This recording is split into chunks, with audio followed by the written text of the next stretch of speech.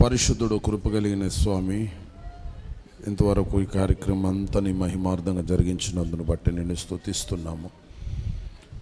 తిరిగి ముందున కార్యక్రమం అంతా నీ మహిమార్థంగా జరిగించమని యేసు నామములో వేడుకొనుచున్నాము తండ్రి, ఆమేన్. అందరూ లేచి నిలబడదాం. అందరూ లేచి నిలబడి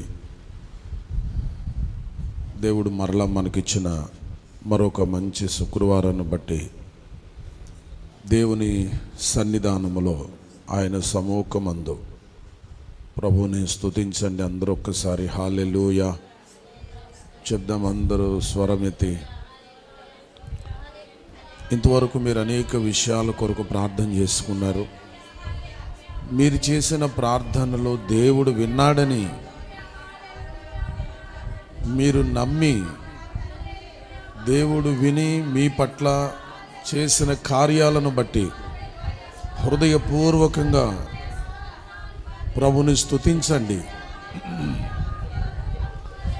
ఈనాడు ప్రార్థన చేసేవారు ఉన్నారు, కానీ చేసిన ప్రార్థన దేవుడు విన్నాడు, కార్యం చేశాడని నమ్మిన వారు లేకపోతున్నారు. అందుకనే ప్రభు అంటాడు, నమ్ముట నీ వలన అయితే నమ్ము వారికి సమస్తము సాధ్యమేనని.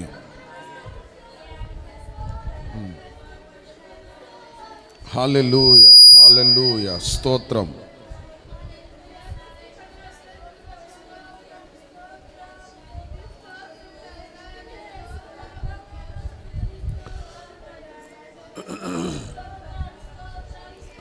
గత వారమంతా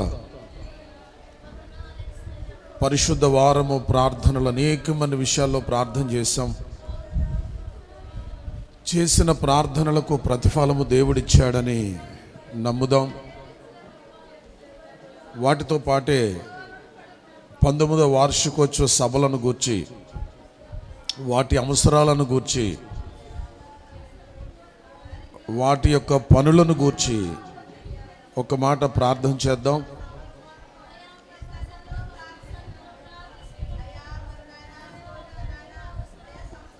వాల్ పోస్టర్స్, పాంప్లెట్స్, పాటల బుక్స్, ఫ్లెక్సీలు ఇవన్నీ కూడా ప్రింటింగ్కి ఇవ్వడం జరిగింది. అవన్నీ ప్రభు చిత్తమైతే ఆదివారం నాటికల్లా అన్నీ మన దగ్గరికి రావాలని ప్రార్థన చేద్దాం. ఒక పరిశుద్ధ వారం అనంతరం మరి ప్రారంభించడానికి కృపగలిగిన దేవుడు మనకు సహాయకుడై, మన నాయకుడై మనల్ని నడిపిస్తున్నాడు. ఈ వార్షికోత్సవాలను దేవుడు తన మహిమార్థంగా జరిగించున్నట్లు ఇప్పటికీ ఎవరికి వారే ప్రార్థన చేస్తున్నారు. సంఘముగా ఈ దినమందు మరొకసారి ప్రభు సన్నిధిలో ఒక మాట ప్రభువుని అడుగుదాం. యేసయ్యా, 19వ వార్షిక సభలోని మహిమార్థంగా జరిగించండి. ఈ సంవత్సరం సభలో ఒక ప్రత్యేకమైన రీతిలో జరుగుతున్నావని నమ్ముచున్నాం ప్రభువా. అనేక మంది విడుదల పొందాలి, అనేక మంది రక్షణ పొందాలి, అనేక మంది కుటుంబాలుగా ఒక రాహాబు కుటుంబాలుగా రక్షణ అనుభవంలోనికి నడిపించబడాలి. పరిశుద్ధాత్మ దేవుని యొక్క కార్యాలను ప్రజలు కనులారా చూడాలి. ఈ ప్రయాసకు ప్రతిఫలాన్ని దేవుడు తప్పగా ఇస్తున్నాడు. అక్కడ పాటుపడే ప్రతి వారికి ఫలాన్ని దేవుడు ఇస్తున్నాడు. ఆ పాటుపడే, ప్రయాసపడే, తమ కష్టార్జితాలనిచ్చే వీటన్నిటి ఫలాన్ని దేవుడు తప్పగా ప్రతి ఒక్కరికి ఇస్తున్నాడు అని విశ్వాసంతో దేవుని సన్నిధిలో ప్రార్థన చేద్దాం. ఎందుకంటే ఈ లోకంలో ఏది వ్యర్థమైనా ప్రభు కొరకు పడ్డ ప్రయాస వ్యర్థము కాదని దేవుని వాక్యం చెప్తుంది. కానీ చెడ్డ కార్యాలకి ఎటువంటి ఆటంకాలు ఉండవు, కానీ ఒక మంచి కార్యం చేయాలంటే ఎన్నో ఆటంకాలు, ఎందరో విరోధులు, ఎన్నో అభ్యంతరాలు, ఎన్నో ఆటంకపరచాలనేటువంటి సాతాను యొక్క ప్రయత్నాలు, ఎన్నో ఆటంకాలు మంచి పనులు చేయాలంటే. కాబట్టి అలాంటిది ఈ మంచి దైవ కార్యానికి కలిగించాలనే ప్రతి ఆటంకములను ఎరుకో గోడలు కూలిపోనట్లుగా నా దేవుడు కూల్చివేయునుగాక. తన శక్తి తన ప్రభావములు ప్రజలందరూ కనులార చూచుదురుగాక.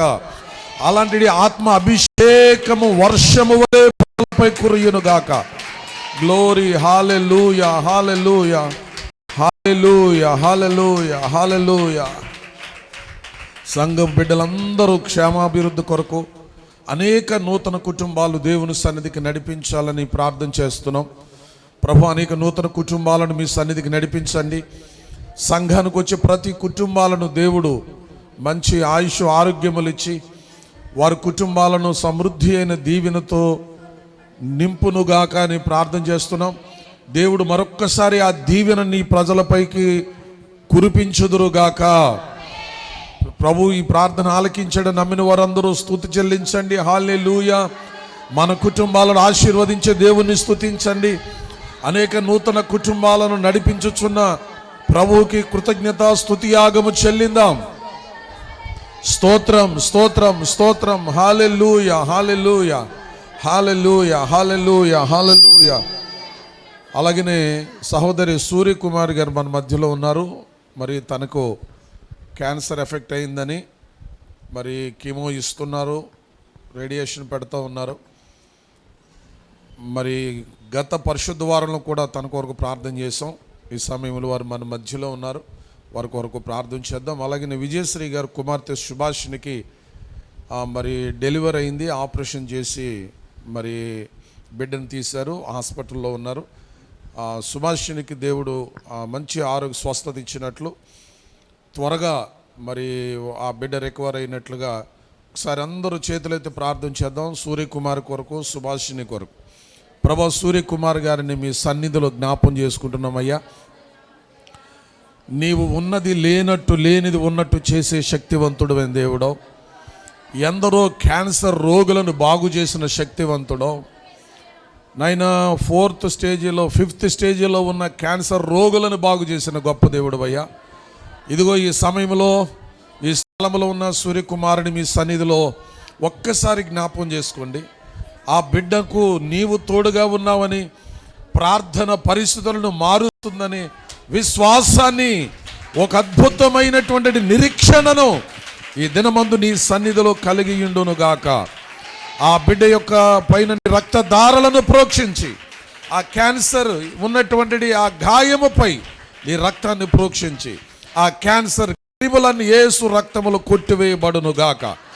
ప్రభా, ఆ బిడ్డను నీకు ఇష్టమైతే శుద్ధిని చేయుటకు శక్తి గలవాడవయ్యా. ఆ బిడ్డను మీరు స్వస్థపరచుదురుగాక. ఆమేన్. హల్లెలూయా, హల్లెలూయా, హల్లెలూయా, హల్లెలూయా. ప్రభా, సుభాషిని ప్రార్థన చేద్దాం. ప్రభా, సుభాషిని జ్ఞాపం చేసుకోండి. ఆపరేషన్ చేసిన బిడ్డను మీరు స్వస్థపరిచి త్వరగా మంచి ఆరోగ్యాన్ని బిడ్డని దయచేసి త్వరలో బిడ్డలతో కలిసి వారు మరలా నీ సన్నిధిని ఆరాధించడానికి దేవా బిడ్డలను త్వరగా మీరు నడిపించుమని, ఆ బిడ్డ పట్ల యేసయ్యా నువ్వు చేసిన కార్యాన్ని బట్టి నేను స్తుతిస్తున్నాం. స్తోత్రం, స్తోత్రం, స్తోత్రం. మన ప్రార్థనలు ఆలకిస్తున్నాడు దేవుడని విశ్వాసంతో ప్రభుని స్తుతించండి. హల్లెలూయా, హల్లెలూయా. ప్రార్థన పరిస్థితులను మార్చునని మాటలు నమ్ముచున్నాం యేసయ్యా, నీకు వందనాలు. మా ప్రార్థన మా జీవితంలో మా పరిస్థితులను మార్చే ప్రార్థనగా మేము చేయుదుముగాక. అలాంటి ప్రార్థన అనుభవంలో నీ పిల్లలందరూ నడిపించబడుదురుగాక. ఇక్కడ ఎంతమంది ఏ రకమైన ప్రేయర్ రిక్వెస్టులు చేశారో, పరిశుద్ధ వారములో చేయబడిన ప్రార్థన రిక్వెస్ట్లన్నిటినీ ప్రభువా ఒక్కసారి మీరు జ్ఞాపం చేసుకోండి. ఏవి ఇంకా పెండింగ్లో ఉన్నాయో యేసు నామములో అవి మరొక్కసారి వాటికి సంపూర్ణమైన కార్యములు ఈ దినమే జరుగునుగాక. అలాగూ చేసిన యేసయ్యకు స్తోత్రం చెల్లిందాం. స్తోత్రం, స్తోత్రం, స్తోత్రం, స్తోత్రం, స్తోత్రం, స్తోత్రం. యవనస్తులైన పిల్లలు రక్షణ కొరకు ప్రార్థన చేద్దాం. ఈనాడు యవన సమాజము పిల్లలు పరిస్థితులు చాలా భయంకరమైన దుర్భరంగా కనపడుతూ ఉన్నాయి. దేవుని సన్నిధిలో మరి యవనస్తులైన పిల్లల కొరకు ఒక మాట ప్రార్థన చేద్దాం. ప్రభువా, యవన కాలంలో నరుడు కాడి మోయటం నరునికి మేలు అని మీరు సెలవిచ్చావు. ప్రభువా, యవన పిల్లలందరినీ మీరు రక్షించండి. ఎవరు సైతాను చేతుల్లోనికి వెళ్ళిపోకుండా నాయన, ఇదిగో ప్రభువా, నీ కవిగిలలోనికి మరొక్కసారి దేవా, వారిని ఒక్కసారి మీరు ఆహ్వానించు నాయన. నువ్వు కనికరము గల దేవుడవు. ఎవరి దోషమును బట్టి నీ కృప తక్కువ చేయక, ప్రతి బిడ్డ పైన నీ కనికరము చూపుదురుగాక. ప్రతి బిడ్డను మీరు ఆకర్షించుదురుగాక. ప్రతి పాపములను విడిచి యోసేపు వలె పరుగులెత్తునట్లుగా ప్రజలు పాపమునకు దూరంగా పారిపోయి నీ యొద్దకు నడిపించబడుదురుగాక. అలాంటి దైవాత్మ ఆకర్షణ వారిని ఇప్పుడే ఆకర్షించునుగాక. హల్లెలూయా, హల్లెలూయా, హల్లెలూయా. ఎంతమంది చిన్న పిల్లలు, వృద్ధులు, రకరకాలమైన రోగ రుగ్మతలతో బాధపడుతున్నటువంటి వారు, ఇంకా సాతాను బంధకాల నుంచి విడుదల పొందని వారు, అనేక మంది కుటుంబాలుగా యేసయ్యను ఎరిగినప్పటికీ కూడా దేవుని సన్నిధికి రాలేని సంఖ్యలతో కట్టబడిపోయిన వారు, కులము మతము అనే బంధకాల్లో ఉండిపోయిన వారు, వారిలో అనేకులను దేవుడి దినాన్ని మరొకసారి దర్శించాలని ప్రార్థన చేద్దాం. ప్రభు, అలాంటి బంధకాల్లో సంఖ్యలతో ఉన్న వారందరినీ కూడా యేసయ్య మీరు విడిపించండి. చిన్నపిల్లలు, వృద్ధులు, మరి ఈ సంవత్సరం ఎండలు, ఉష్ణోగ్రతలు మరి ఎక్కువ ఉంటాయని మరి వాతావరణ పరిశోధకులు చెప్తున్నారయ్యా. మరి మా పిల్లలు ఎవ్వరికి, వృద్ధులకు కానీ చిన్నపిల్లలకు కానీ ఎటువంటి అపాయములు కలగకుండా నీ కాపుదల కలుగునుగాక. ఇదిగో ఎంతోమంది మా సహోదరులు షుగర్లతో, బీపీలతో దేవా రకరకాలుగా నలిగిపోతున్నారు స్వామి. దయచేసి వారిని అందరినీ మీరు ఈ దినమందు ఒక్కసారి జ్ఞాపకం చేసుకోండి. ప్రతి వారి యొక్క శరీరములో ఆరోగ్యము కలుగు చేయండి.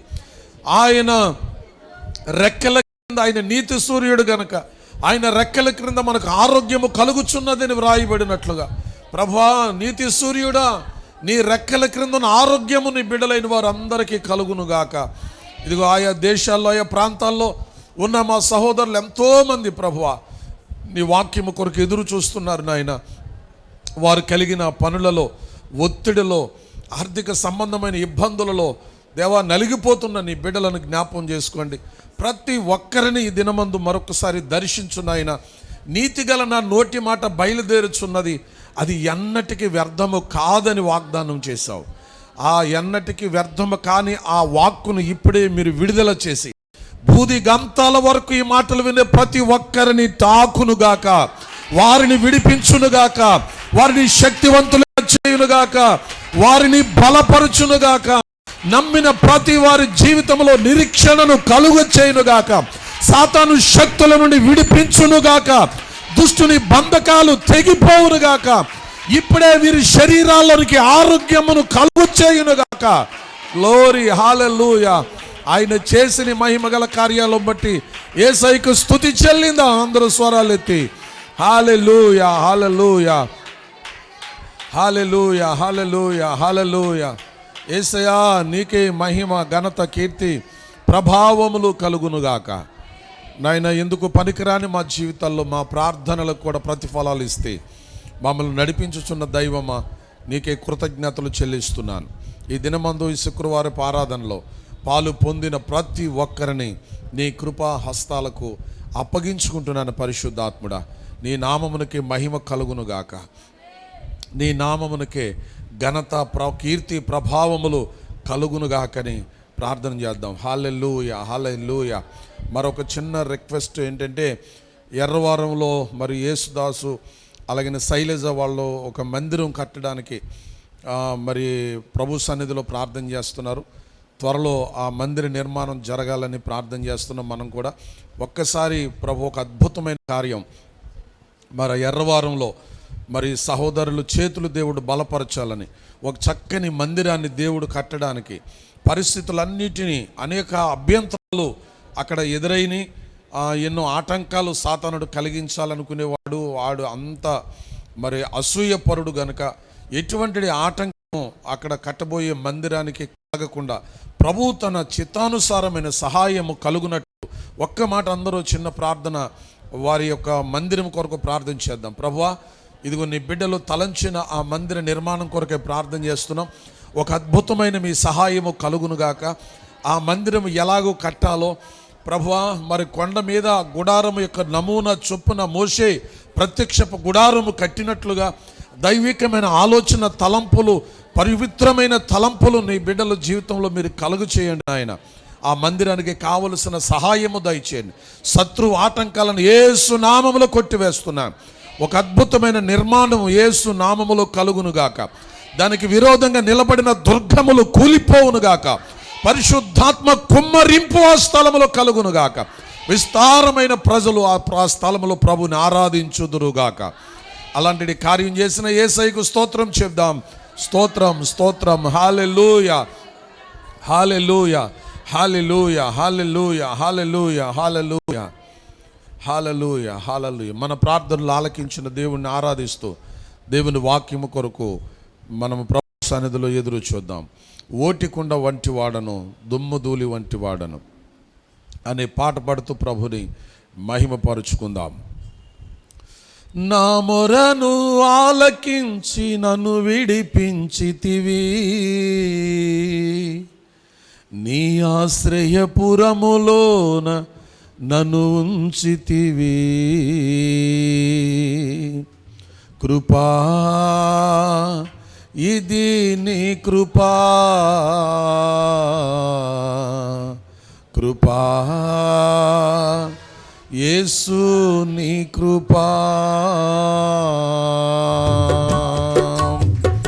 అందరూ హృదయపూర్వకంగా అందరూ కండ్లు మూసుకుని మనసారా ప్రభుని ఆరాధిద్దాం. ఓటికుండ వంటి వాడను యేసయ్యా, దుమ్ము ధూళి వంటి వాడను. ఓటికుండ వంటి వాడను యేసయ్యా, దుమ్ము ధూళి వంటి వాడను. నా మొరను ఆలకించి నన్ను విడిపించితివి, నీ ఆశ్రయపురములో నన్ను ఉంచితివి. నా మొరను ఆలకించి నన్ను విడిపించితివి, నీ ఆశ్రయపురములో నన్ను ఉంచితివి. కృపా, ఇది నీ కృపా, కృపా యేసు నీ కృపా, కృపా ఇది నీ కృపా, కృపా యేసు. ఓటికుండ వంటి వాడను యేసయ్యా, దుమ్ము ధూళి వంటి వాడను. ఓటికుండ వంటి వాడను యేసయ్యా, దుమ్ము ధూళి వంటి వాడను. గతించిన వత్సరము నీదు కృప నాకు చూపి, నూతన సంవత్సరము ఇచ్చినావు యేసయ్యా. గతించిన వత్సరము నీదు కృప నాకు చూపి, నూతన సంవత్సరము ఇచ్చినావు యేసయ్యా. కరుణామయుడా యేసయ్యా, నా కాపరి నీవై నన్ను కాయుచున్నవాడా. కరుణామయుడా యేసయ్యా, నా కాపరి నీవై నన్ను కాయుచున్నవాడా. కృపా, ఇది నీ కృపా, కృపా ఇది నీ కృపా, కృపా ఇది. పాడదామందరూ.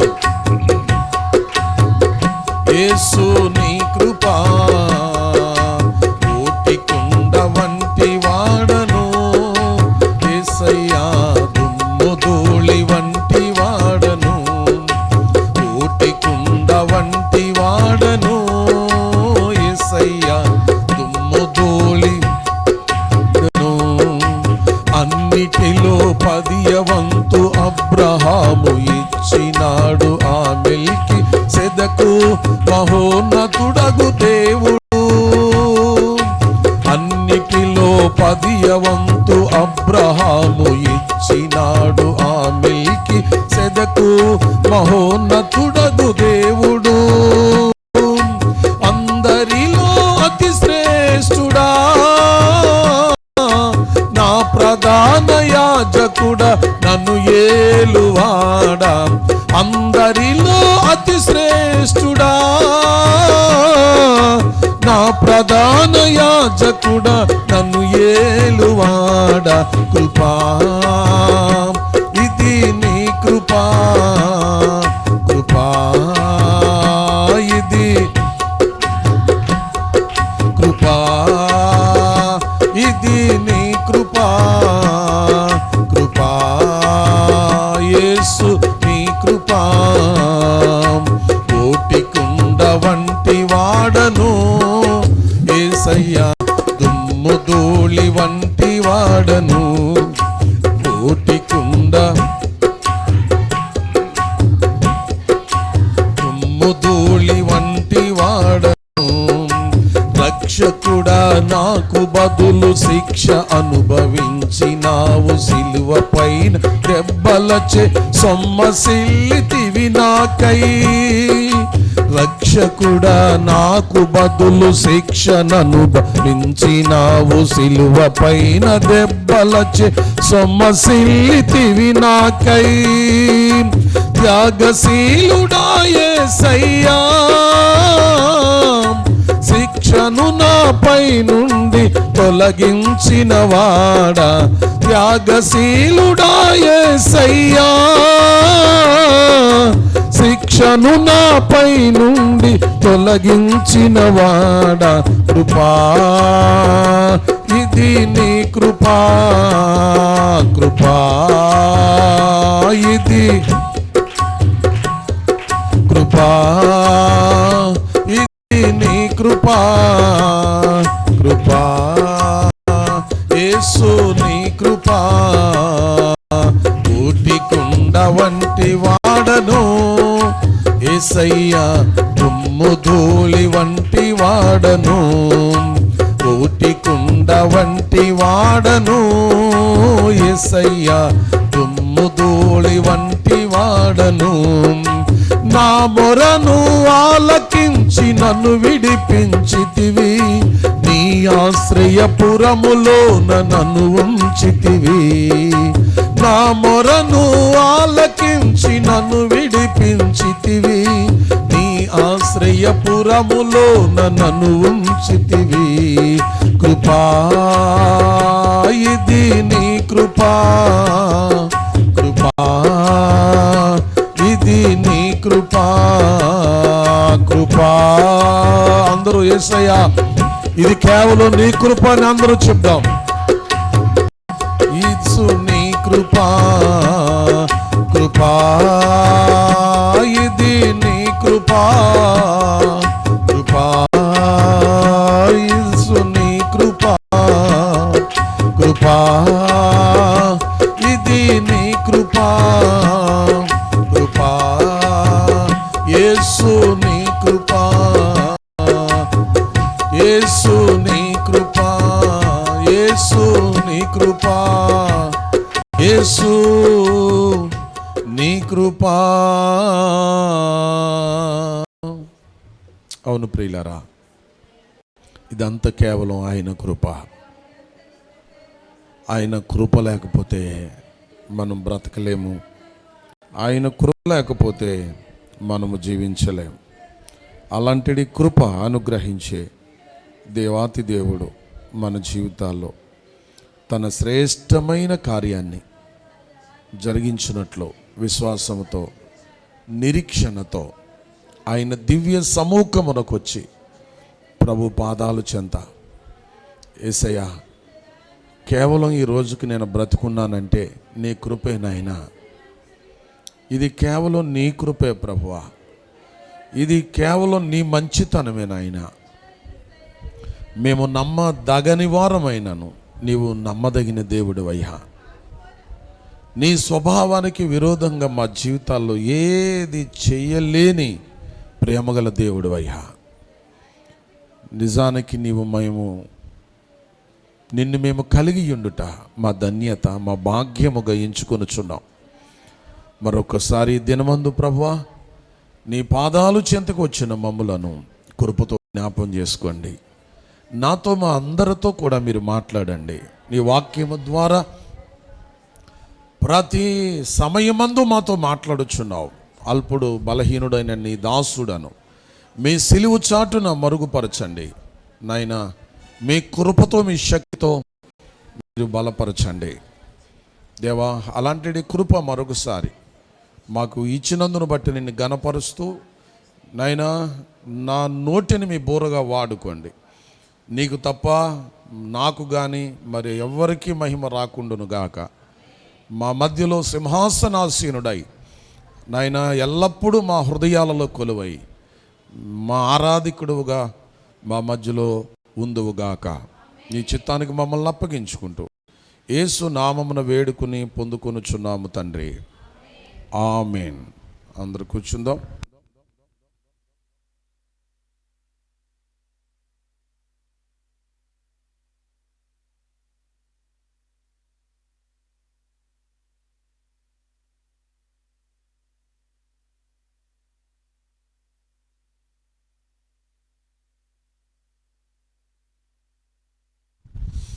దేవునికి స్తోత్రం చేద్దాం అందరూ. హల్లెలూయా. దేవుని వాక్యంలో నుండి ఒక మాటను ఈరోజు మన ధ్యాన భాగంగా చదువుకుందాం.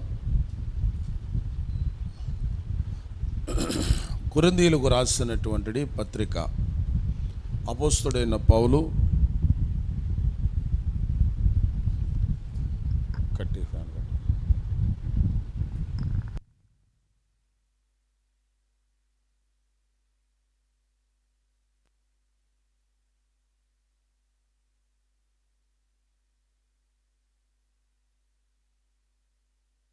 14వ అధ్యాయము 2 కొరింథీ 14 మొదటి కొరింథీ 14వ అధ్యాయము మొదటి కొరింథీ ఒకసారి చూస్తాం. ఓకే, మొదటి కొరింథీలకు రాసిన పత్రిక 14, 2వ కొరింథీ లేదు, మొదటి కొరింథీ ఉండొచ్చు. చూడండి ఏమన్నా ఉందా? 14వ అధ్యాయము 20వ వాక్యాన్ని చదువుకుందాం. మొదటి కొరింథీలకు రాసిన పత్రిక 14వ అధ్యాయము 20వ వచనంలో ఈ విధంగా వ్రాయబడి ఉంది. సహోదరులారా, బుద్ధి విషయమై పసిపిల్లలు కాక దుష్టత్వ విషయమై శిశువులుగా ఉండుడి. బుద్ధి విషయమై పెద్దవారలై యుండుడి. ప్రభు ఈ మాటలు దీవించును గాక. ఆమెన్ చెప్పారు అందరూ. ఆమెన్. ప్రభునందు మిక్కిలి ప్రియులారా, మనము చదివిన వాక్య భాగంలో చాలా అమూల్యమైన విషయాన్ని పౌలు గారు సార్వత్రిక సంఘానికి ఆయన తెలియపరుస్తున్నాడు. ఆయన తెలియజెప్పేటువంటి ఒక అమూల్యమైన విషయాలలో ఒక విషయం ఏంటంటే, మీరు బుద్ధి విషయమై పసిపిల్లలు కాక దుష్టత్వ విషయమై శిశువులుగా ఉండండి. బుద్ధి విషయమై ఎలా ఉండండి? పెద్దవారులయుండుడి అని చెప్పాడు. దీన్ని ఆధ్యాత్మికమైన జీవితంలో ఏమంటారంటే ఆధ్యాత్మికమైన పరిపక్వత. ఏమంటారు దాన్ని? ఆత్మీయ పరిపక్వత. ఈ రోజుని విశ్వాస జీవితంలో విశ్వాసులు పెరుగుతున్నారు, కానీ సంఘాలు పెరుగుతున్నాయి, విశ్వాసులు పెరుగుతున్నారు, అనేకమైన క్రైస్తవ కార్యకలాపాలు జరుగుతున్నాయి. సంవత్సరాలు తరబడి క్రైస్తవ్యం విస్తరిస్తూ ఉంది. చరిత్రలో మిగిలిపోయే విధమైన సంఘాలు 100 సంవత్సరాలు యానివర్సరీ, 150 సంవత్సరాల యానివర్సరీలు జరుపుకుంటున్నారు.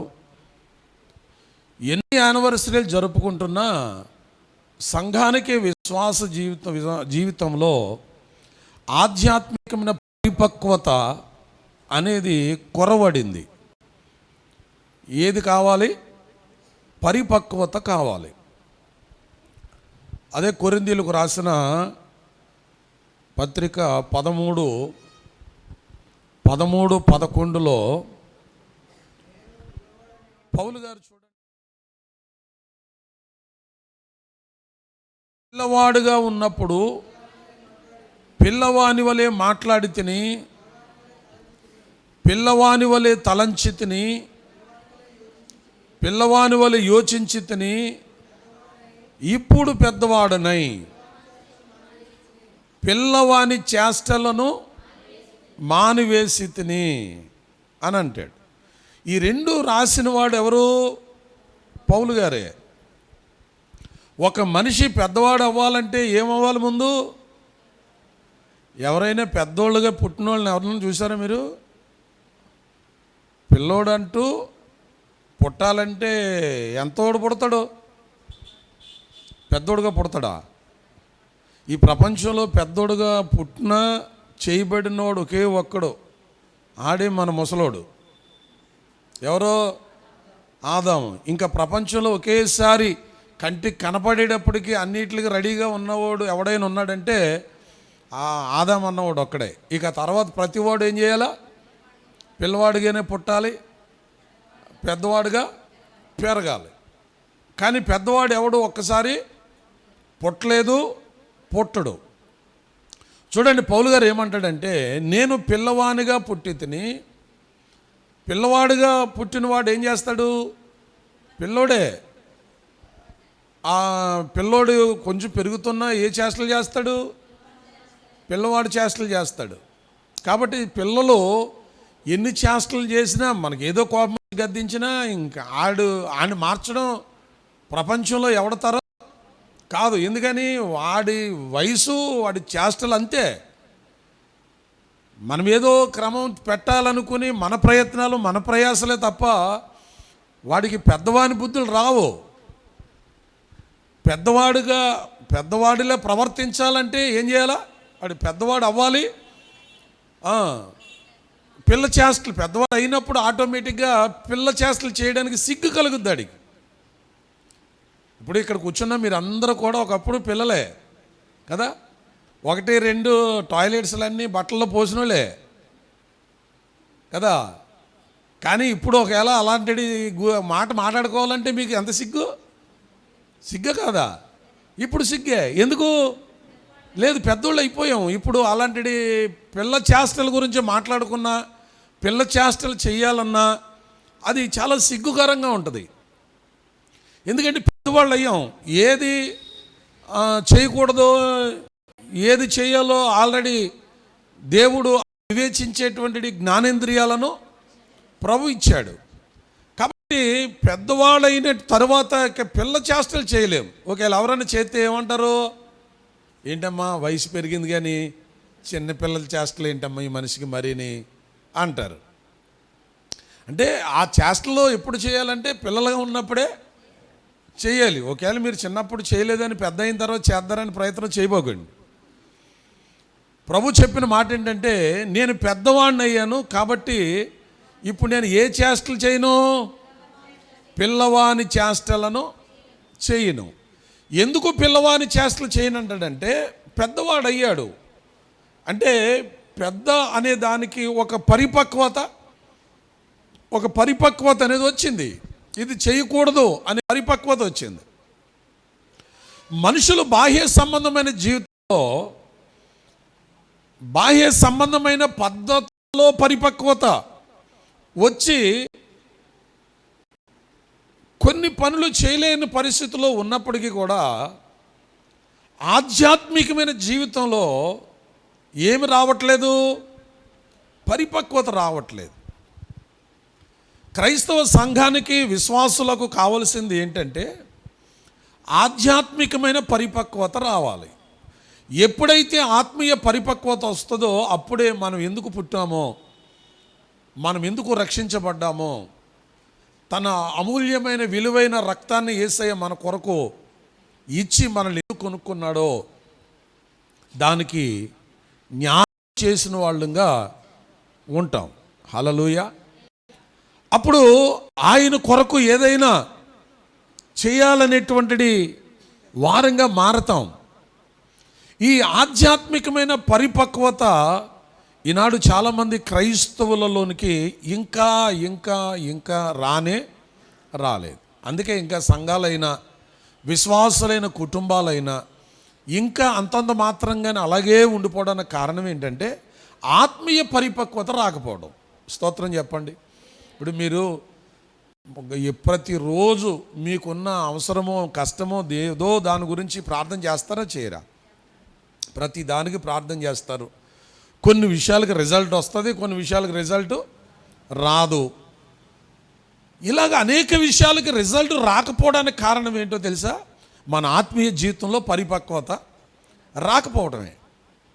మన ఆత్మీయ జీవితంలో పరిపక్వత రానంతసేపు మన ఆశీర్వాదానికో మన దీవెనకో మనకు మనమే అడ్డుపడుతున్నామనే ఒక విషయాన్ని మనం అర్థం చేసుకోవాలి. దేవునికి స్తోత్రం చెప్పండి. ఎందుకంటే దేవుడు ఆయన పిల్లల కొరకు ఎంత అమూల్యమైన ఆశీర్వాదాన్ని కృపనిచ్చాడో తెలియదు. ఆదాము అవ్వల్ని దేవుడు చేయడానికి ముందే వాళ్ళకి ఏం కావాలంటే దాన్ని మొత్తం సృష్టిని చేసిన తర్వాత వాళ్ళని చేశాడంట. ఎందుకు ఒకవేళ వాళ్ళని చేసిన తర్వాత సడన్గా ఏమడుగుతారో తెలియదండి. అంత ప్రేమ కృప కలిగిన దేవుడు ఆయన. మరి మన జీవితంలో మనకెందుకు చేయలేడు? పౌలు గారు ఒక మాట ఏమంటాడంటే, మీరు అడుగు వాటి కంటేను ఊహించు వాటి కంటేను ఇంకా చేయగలిగిన దేవుడని ఆయన స్టేట్మెంట్ ఇస్తాడు. అసలు మనం అడిగినట్లకే దారి తిన్ని లేదు, ఇంకా ఊహల దగ్గరికి అక్కడికి వెళ్తాం కదా. పెద్దలు ఒక సామెత చెప్తారు, ఊహలు ఊర్లు ఏలాలని ఉంటే రాతలు గాడిదలను కాయాలని ఉంటుంది అని.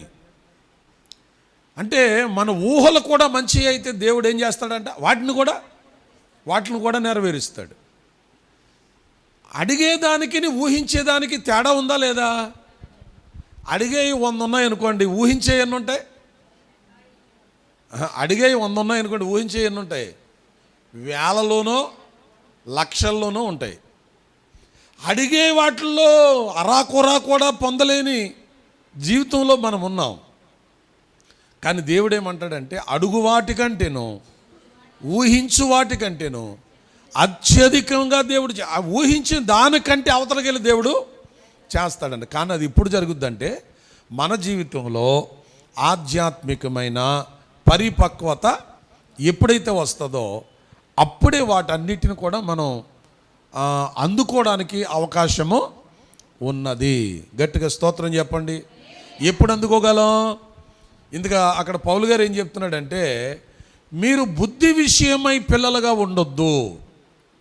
ఆత్మీయ పరిపక్వత అంటే అర్థం ఏంటంటే, మనుషులు చిన్నోళ్ళం కావచ్చు, ఆత్మీయ పరిపక్వతకు వయసుతో పని లేదు.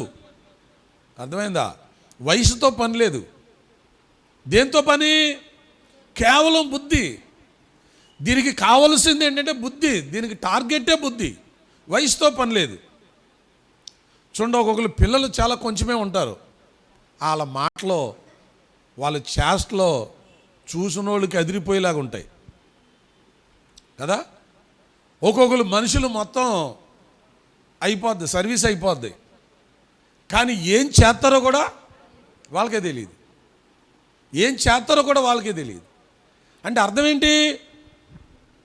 ఏంటి? వయసు పెరిగింది కానీ బుద్ధి పెరగలేదు. కొంతమందికి వయసు రాదు కానీ బుద్ధి వచ్చేస్తుంది. దాన్ని ఏమంటారంటే మెచ్యూరిటీ అంటారు. స్తోత్రం చెప్పండి. సంవత్సరానికి ఒక తరగతి చదవటమే, చూసి కాపీలు టీచర్లు చెప్తే రాసి అతి కష్టం మీద గండం గట్టెక్కిందిరా అమ్మయ్యా అనుకునే స్టూడెంట్స్ బోల్డ్ మంది ఉన్నారు. కానీ సంవత్సరానికి ఒక క్లాసే కాకుండా ఏమండి 10th చదివి డైరెక్ట్గా ఇంకా ముందుకెళ్ళిపోయి చదివిన వాళ్ళు ఉన్నారా లేరా? ఉన్నారు. 8th క్లాస్ చదివి 10th క్లాస్ చదివేసిన వాళ్ళు ఉన్నారు. 10th క్లాస్ చదివి ఏమండి డిగ్రీలు చదివేసిన వాళ్ళు, టకటక IASలు రాసేసిన వాళ్ళు ఉన్నారు.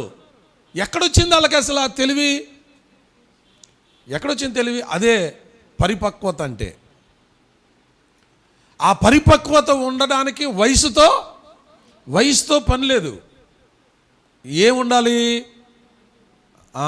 బుద్ధి ఉండాలన్నమాట.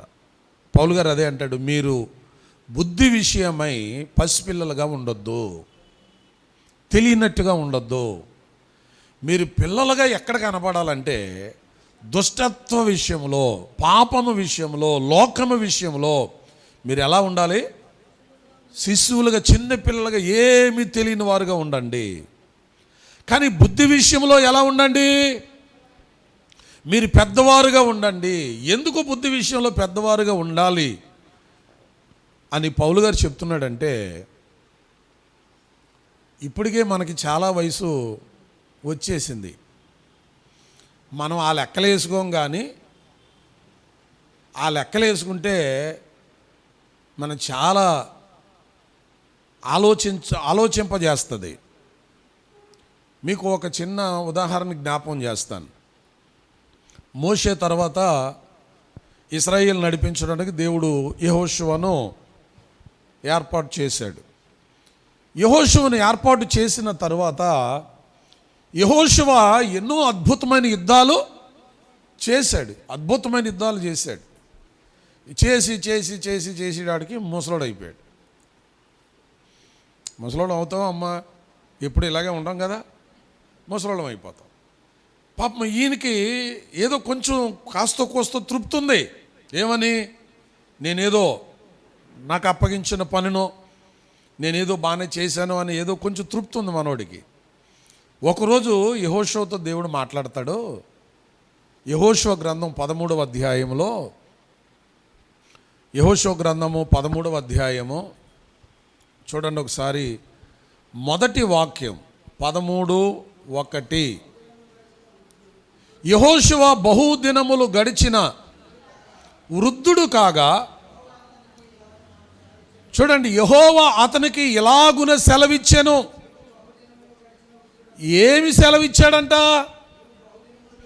నీవు బహుదినములు గడిచిన వృద్ధుడవు, స్వాధీనపరుచుకున్నటకు ఇంకా ఇంకా విస్తారమైన దేశము మిగిలి ఉన్నది అని చెప్పాడు. దేవుడు ఆయనకు ప్రత్యక్షమై ఏమని చెప్పాడంట? ఏమని చెప్పాడు? ఇప్పటికే చాలా యుద్ధాలు చేశాడు. అలాగనుకుంటే ఈ రోజున మనం దేవుడు యెహోషువకు ఆ మాట చెప్పినప్పటికీ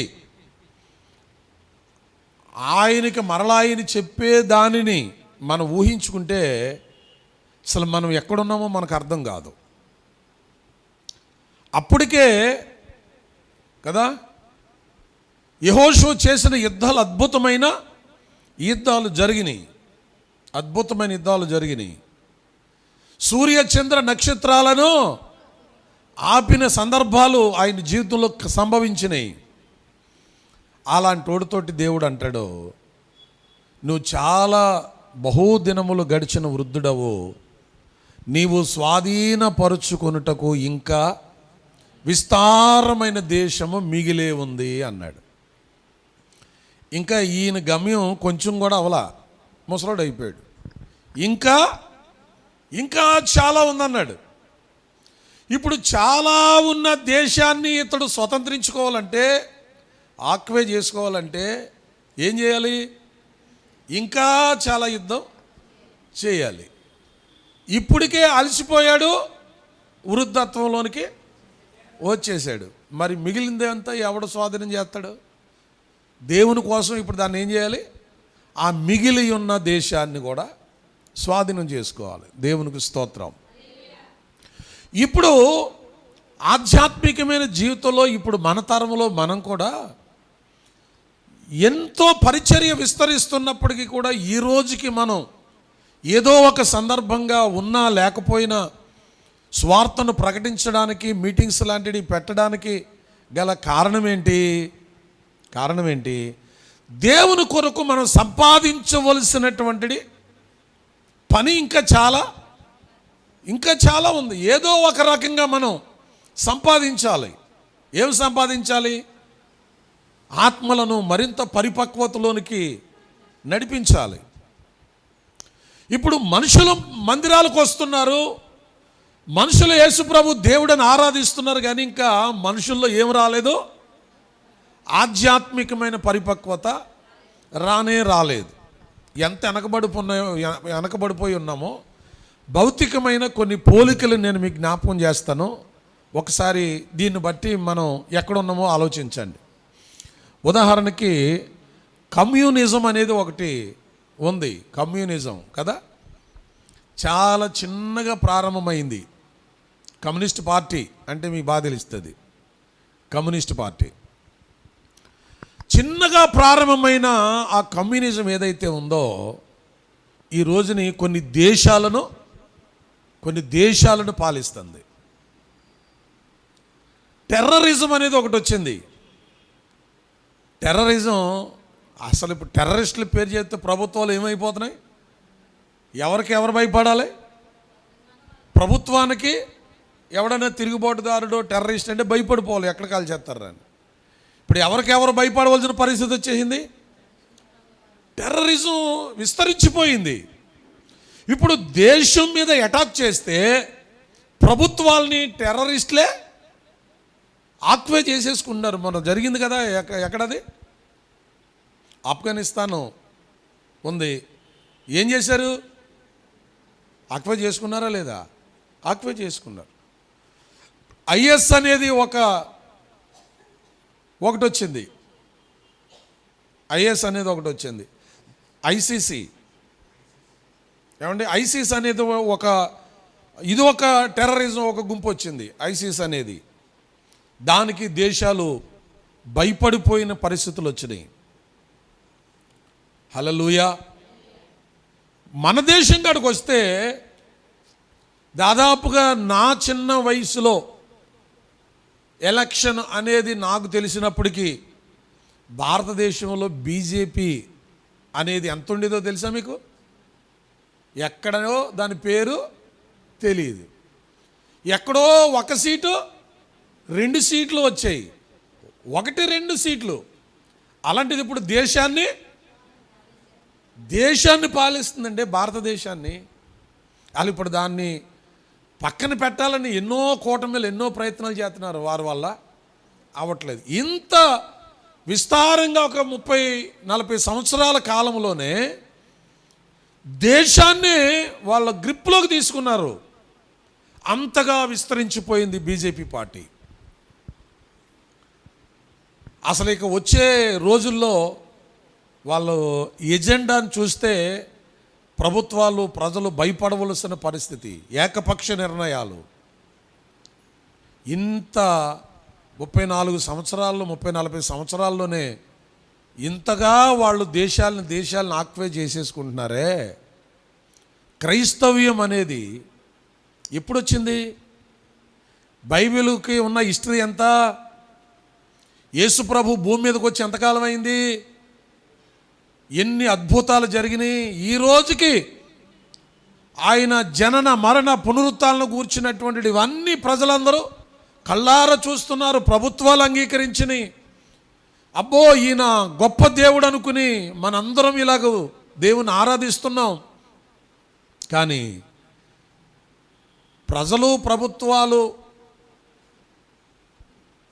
భయపడి రోజుని క్రైస్తవులుగా కూడా రికార్డుల్లో రాయడానికి భయపడి, ఒకవేళ అలాగని యథార్థంగా ఆ జనాభా లెక్కలే కనుక వేస్తే ప్రభుత్వాలకే ఎక్కడ నష్టం కలుగుద్దోనని భయపడి రాయడం వరకు రికార్డుల్లో ఏదో హిందువనో అదోనో ఇదోనో రాసేస్తున్నారు. ఎక్కడ చూసినా వేల మంది ప్రజలు ప్రభు దగ్గరకు వచ్చేస్తున్నారు. కానీ ఆధ్యాత్మికమైన పరిపక్వత మనుషుల్లో లేదు. అది వచ్చిన రోజునే దేశం మారుతుంది, జీవితాలు మారుతాయి, మనుషులు మారుతారు. గట్టిగా స్తోత్రం చెప్పండి. చెప్పాలి గట్టిగా, హల్లెలూయా. దేశాలు మారుతాయి, కానీ మనుషులు మాత్రం మారుతున్నారు. పాస్టర్ గారు, నేను కూడా బాప్తిసం తీసుకుంటాను. ఎందుకు? సుఖమే ఉంది. తీసుకుని మీరేం ఉద్ధరింతున్నారు? మీరేం సాధించొచ్చారు? ఇంకా ఎవరికో బాప్తిసాలు ఇచ్చి ఏం చేద్దాం? ఇన్ని సంవత్సరాలు బాప్తిస్మమైన నీ జీవితంలో ఇప్పటికే నీకు ఒక పరిపక్వత రాలేదు. ఇలా ఎంతమంది ప్రభు దగ్గరకు ఎంతోమంది వస్తున్నారు, కానీ బుద్ధి విషయంలో కొంచెం కూడా మెచ్యూరిటీ లేదు, పరిపక్వత లేదు, స్వార్థపరమైన భారము లేదు, పరిచర్యపరమైన బాధ్యత లేదు, దేవునికి ఆయన త్యాగానికి ప్రతిఫలాన్ని ఎప్పుడు మనము ఇవ్వగలేటువంటి పరిస్థితుల్లో ఉన్నాం. ఆలోచించండి. మనుషులు మారుతున్నారు కానీ మనసులో పరిపక్వత రావాలంటే మనసు ముందు చక్కగా ఏదో పాట పాడేవారు. మనుషులు మారుతున్నారు, మనసు మారుటలేదు, పాపము వీడుటలేదు, గడచిన రోజు మరలి రాదోయి, రేపు నీది కాదు, రేపు నీకు సొంతము, గడచిన రోజు. లోక చైతన్యం మారుతుంది, విజ్ఞాన జ్ఞానం పెరుగుతుంది. లోక చైతన్యం మారుతుంది, విజ్ఞాన జ్ఞానం పెరుగుతుంది. మనుషులు మారుతున్నారు, మనస్సు మారుటలేదు, పాపము వీడుటలేదు, గడచిన రోజు మరలి రాదోయి, రేపు నీది కాదు, నేడే నీకు సొంతము, గడచిన రోజు. హల్లెలూయా. ఇవన్నీ కళ్ళ ముందు మనకు కనబడుతున్నాయి. గడచిన రోజు మళ్ళీ వస్తుందా? నిన్నేం చేసావో అమ్మా భక్తులారా ఒకసారి విన్నారా, చూస్తున్నారా? ఇంకా మీకు మెళ్ళలాగితేనే నాకు ఓపిక లేదు, నేను కూడా కూర్చున్నాను, కనపడుతున్నానా? కొంత కళ్ళు తెరిచి చూడండి. అంటే పాస్టర్ గారు మూసుకుంటే బాగా కనపడుతున్నారు మీరు. పాస్టర్ గారు కళ్ళు మూసుకుంటే బాగా కనపడుతున్నానా? పోనీ చెప్పండి మీరు అలాగని. స్తోత్రం చెప్పాలి గట్టిగా. హల్లెలూయా కదా. నిన్న దినాన్ని చేసింది మరలా రమ్మంటే వస్తుందా? అంటే నిన్నటి దినం మనకి రానే రాదు. రేపు ఉంటామో ఉండదో చూడండి. నిన్న ఇద్దరు ఫట్టో ఇక్కడ ఈ కాలనీలోనే ఇద్దరు సెలవు తీసుకెళ్ళిపోయారు, మోసుకెళ్ళిపోయారు. వాళ్ళకి ఇవాళ లేదు. నిన్నది మనకు రాదు, రేపుడు ఉంటామో. మరి ఇంత తెలిసినప్పుడు కనీసం మన జీవితంలో మనము ఏమై ఉండాలి ఆలోచించాలా వద్దా? ఒక భక్తుడు అంటాడు, నిన్నటి దినాన్ని చేసిన తప్పును మార్చుకోలేమంట, కానీ రేపటి దినానికి మన జీవితాన్ని మార్చుకోవచ్చంట. స్తోత్రం చెప్పండి. నిన్నటి దినాన్ని వెనక్కి వెళ్ళి మరలా దాన్ని మనం మార్చుకోలేము, కానీ ఈ దినమైనా రేపు దినానికైనా మనలను మనం మార్చుకోగలం. పరిశుద్ధాత్మ దేవుడు అంటాడు, ఇంత విస్తరించిపోతున్నాయి కానీ మన ఆధ్యాత్మికమైన జీవితంలో మాత్రం ఏం రావట్లేదు, మార్పు, పరిపక్వత అనేది రావట్లేదు. నువ్వు ఇంకా స్వాధీనపరచుకోవలసిన దేశం ఇంకా ఉంది. అంటే ఎందుకు ఇన్ని ప్రార్థనలు పాస్టర్ గారు అని మీరు అనొచ్చు. ఎందుకో తెలుసా? ఎందుకంటే మనం ఇంకా ఆత్మీయ పరిపక్వతలోనికి రాలేదు కాబట్టి. ఆత్మీయ పరిపక్వతలో రాలేదు కాబట్టి. మీరు బట్టలు ఉతికినప్పుడు ఏం చేస్తారు? చిరిగిపోతాయని మురుకున్నా, అయ్యో ఇలా కొడితే చిరిగిపోతాయి అనుకుని ఓ ముంచి తీసేస్తావా? ఏం చేస్తావు? అది పోయేలాగా కొట్టాలి. ఇంకా కొడితే ఇంకా అది పోయేదాకా కొట్టవలసిందే. అది ఉంటుందా, చిరిగిపోద్దా, పోద్దా, ఈ తర్వాత సంగతి. ఎందుకు ఇన్ని ప్రార్థనలు? మన పితరుల కాలంలో ఇలాంటి కూటాలు లేవు, ఇలాంటి ప్రత్యక్షతలు లేవు. 20 ఏళ్ళకోసారి, 25 ఏళ్ళకోసారి, 10 సంవత్సరాలకోసారి ప్రత్యక్షమయ్యేవాడు దేవుడు. 15 సంవత్సరాలకు ఒక్కసారి ప్రత్యక్షమైతే ఆనాడు ఆ ప్రజలు తమ విశ్వాసాలను కాపాడుకుంటూ ప్రభుతో నడిచేవారండి. ఈరోజు వారానికి 2-3 కోటాలు చూడాలి, కానీ ఓపుకుండా చూడాలనుకుంటే కదా, దినమంతా సెల్ ఫోన్లో, యూట్యూబ్లో వాక్యాలు. ఇది ఎక్కువైపోయేవాడికి మనుషులు మరీ బండదేరిపోయారు కదా, మనుషులు బాగా బండదేరిపోయారు. ఒకప్పుడు సువార్త కోసం వాక్యం వినడానికి ప్రజలు తరలి వెళ్ళేవారు. ఎంతో ఆసక్తిగా, ఆహ్లాదకరంగా జరిగాయి ఒకప్పుడు కార్యక్రమాలు. సువార్త కోటాలంటే పండగల్లాగా జరిగాయి. ఇప్పుడు పండగ రకరకాల ఎంటర్టైన్మెంట్లు ఉంటేనే కానీ ప్రజలు అక్కడికి వచ్చి కనీసం ఆ బంగారపు పళ్ళు బయట కూడా పెడతారు, చీపెట్టట్లేదు. మనుషులకి అర్థమైపోయింది, మీటింగ్స్ పెట్టిన ప్రజలు రావట్లేదు. ఎందుకు? యూట్యూబ్లో బోల్ అంత వాక్యం ఎందుకు? అక్కడికి వెళ్ళి ఆడ కూర్చొని ఇంత ప్రయాసం అవసరమా? హాయిగా ఫ్యాన్ వేసుకుని కుర్చీలో కూర్చుని మంచం మీద పడుకుని ఏ వాక్యం కావాలంటే ఆ వాక్యం వినొచ్చు కదా. ఏది వాక్యం కావాలంటే వాక్యం. ఇంతకుముందు లేదు, పాస్టర్ గారు ఏం చెప్తే అదే వాక్యం. అది వచ్చి చెప్పినా రాక చెప్పినా, ఏది చెప్పినా పాస్టర్ గారు ఏది చెప్తే అదే వాక్యం. ఇప్పుడు అలాంటిది ఏం లేదు. ఎవరికి వాళ్ళే ఏది వినాలంటే అస్సలు పెద్ద నష్టం జరిగేది ఇక్కడే. పెద్ద నష్టం జరిగేది ఇక్కడే. స్తోత్రం చెప్పండి. ఆరోగ్యం అనేది ఎప్పుడు పాడవద్దు చెప్పండి మీరు? ఆరోగ్యం అనేది ఎప్పుడు పాడవద్ది? పిల్లలకి ఆరోగ్యం ఎప్పుడు పాడవద్ది? మా పిల్లలకి ఎప్పుడు పాడవలేదు పాస్టర్ గారు. పిల్లలకి ఆరోగ్యం ఎప్పుడు పాడవద్ది? ఎవరేది పెడితే అది తింటే ఏమవుద్ది? అవుతుందా అవదా? అమ్మ దగ్గర అమ్మ వండిన అన్నమే తిన్నదనుకోండి, తేడా వస్తుందా? ఎందుకని?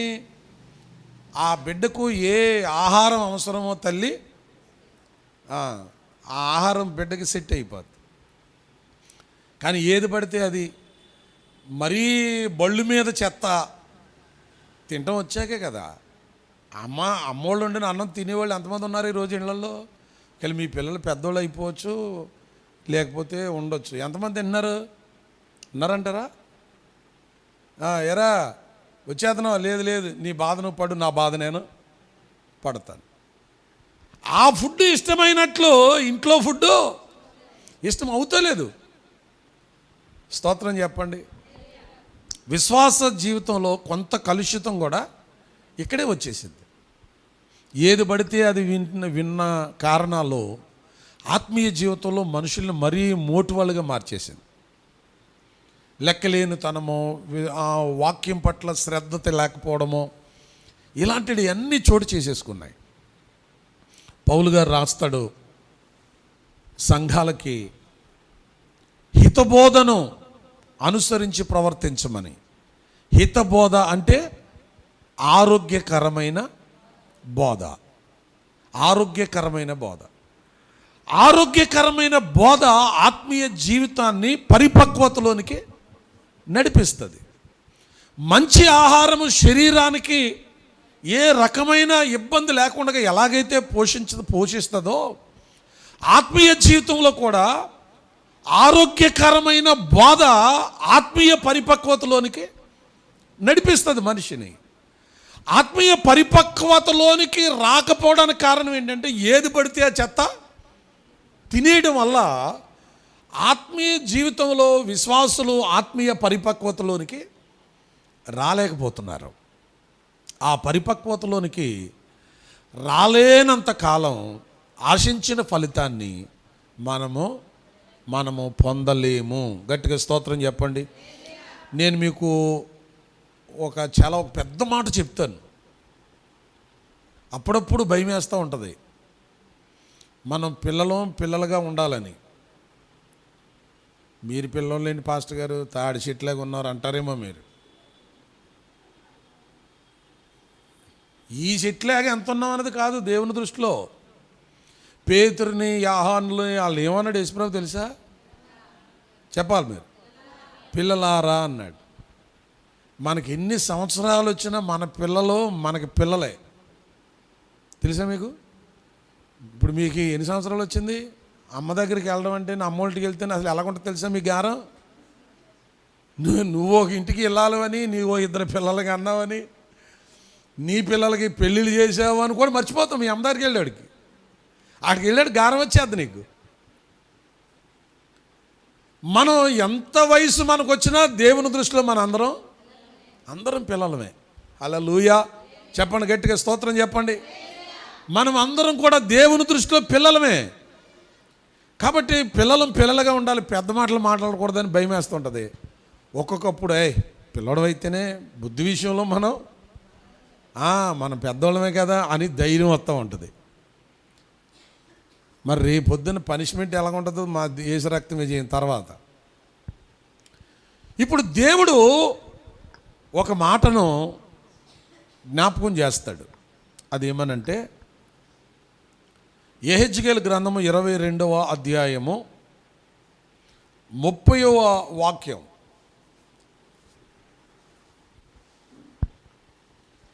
చదవండి. నేను దేశమును పాడు చేయకుండానట్లు ప్రాకారమును దిట్టపరచుటకును బద్దలైన సందులలో నిలుచుటకును తగిన వాడెవడని నేనెంత విచారించినా ఒక్కడైనను కనబడలేదు అని ఆయన సాక్ష్యం ఇస్తున్నాడు. ఏమని చెప్తున్నాడు? దేశంలో ఉన్న మనుషులను, పరిస్థితులను చూస్తుంటే దేవుడి కంట కోపం వచ్చేస్తుందంట. కోపం వచ్చి ఏం చేసేయాలనుకుంటున్నాడు? ఏమా కోపం వచ్చి ఏం చేయాలనుకున్నాడు? చంపేయాలనుకున్నాడు అంతే. కోపం వచ్చినప్పుడు అలాగే అంటాం మనం కూడా, చంపేయాలరా దీన్ని అట్టుకుని. దేశాన్ని చూస్తుంటే, పరిస్థితులు చూస్తుంటేనేమో చంపేయాలనుకుంటున్నాడు దేవుడు. మళ్ళీ ఆలోచిస్తున్నాడు, కనీసం వీళ్ళ పక్షంగా ఎవడన్నా నిలబడి ఏంటి ప్రభు అదేం పని? అసలు పుట్టించినోడు చంపేతగా మమ్మల్ని పుట్టించింది, ఎందుకు మమ్మల్ని రక్షించింది చంపేయడానిక అని ఎవడన్నా నిలబడి అడుగుతాడేమో దేవుణ్ణి అని చూస్తుంటేనట ఒక్కడ కూడా కనపడతలేదంట. ఒకసారి నా ఇంక చూడండి అమ్మ, ఒక్కడ కూడా కనపడతలేదంట. ఇప్పుడు ప్రశ్న జవాబులు ఎవరు వేసుకుంటున్నారు? దేవుడు వేసుకుంటున్నాడు. నేను చెప్తూ ఒకవేళ నేను ఏదన్నా మీకు ఆన్సర్ చేయాలంటే ఏం చేయాలి? మీరే చేసుకోండి, మీరే చెప్పుకోండి. మేము నిమిత్త మాత్రం మేము కూర్చుని వింటాం తప్ప మీ ప్రశ్నకి మాకు సంబంధం లేదు, ఆన్సర్కి మాకు సంబంధం లేదు. మీ బాధ మీది, మా బాధ మాది. నీ గోల ఎవడ గోల వాడిది అనే చెప్తారు మీరు. ప్రశ్న జవాబులు యేసుప్రభు వేసుకున్నాడు. ఏమని? నేను దేశాన్ని పాడు చేయకుండా ఉండాలని, ప్రాకారములను దిట్టపరచాలని, బద్దలైన సందులలో నిలిచి, ఏంటి ప్రభువా ఇలా చేస్తే ఎలాగనైనా అని ఎవడైనా అడుగుతాడేమో అని చూస్తుంటే ఒక్కడు లేడు. విచారిస్తున్నాడంటే దేవుడు. విచారిస్తుంటుంటే ఎంతమంది కనపడుతున్నారు? ఒక్కడు కూడా కనపడతలేదు. మరి ఇప్పుడు దేశంలో ఉన్న భక్తులందరూ ఎవరు? అమ్మా అర్థమైందా మీకు? ఇప్పుడు దేవుని దగ్గర అడిగి ప్రార్థించేవాడు ఒక్కడ లేడని చెప్తున్నాడే. మరి చర్చిలకు వెళ్ళి ఉపవాస ప్రార్థనలు చేసి ప్రవచనాలు చెప్పి సంఘాలు కట్టి సువార్తలు ప్రకటించి పెద్ద పెద్ద పాస్టర్లు అనుకున్న వాళ్ళందరూ ఎవరు? మీరెవరు, నేనెవరిని? ఊళ్ళో ఉన్న చర్చిలందరినీ ఏంటి, వాళ్ళందరిలోకి వెళ్ళే విశ్వాసుల సంగతి ఏంటి? పెద్ద పెద్ద వేల మంది ఆరాధన చేసే చర్చిల సంగతి ఏంటి, ఆ పాస్టర్ల సంగతి ఏంటి? దేవుడు పోను 10 మంది లేరు అనలేదు కదా. ఎంతమంది లేరు? ఒక్కడ కూడా లేడు. అంటే ఉన్న వాళ్ళు అందరూ ఎవరు? ఏమ్మా జీవమణి గారు, ఉన్న వాళ్ళందరూ ఎవరు? మీరు అందరూ ప్రార్థన చేస్తున్నారా లేదా? మేము ప్రార్థన చేస్తానా లేదా? అలాగే పాస్టర్లు అందరూ ప్రార్థన చేస్తారా చేయరా? మరి ఇంతమంది ప్రార్థన చేస్తున్నామని మనం పులిమేసుకుంటున్నామే. అయ్యా ఇలా ఉపవాసుకోవటం అండి మా చర్చిలో, మా సువార్త సభలండి అని ఇవన్నీ బడాయిలు చెప్పుకోవడం తప్ప, ఇన్ని కార్యక్రమాలు ఇంతమంది ప్రజలు ఉంటే నేను ఎంత విచారించినా ఒక్కడు కూడా కనపడతా లేదని దేవుడే సాక్ష్యం చెప్తుంటుంటే, మరి వీళ్ళందరూ మనందరం ఎవరు చెప్పాలా? ఎవరో ఏదో ఉన్నాం అంతే కదా. జీవించుచున్నావన్న పేరు ఉంది కానీ అంటే బ్రతికినట్టు కనపడుతున్న శవాలం అన్నమాట మనం.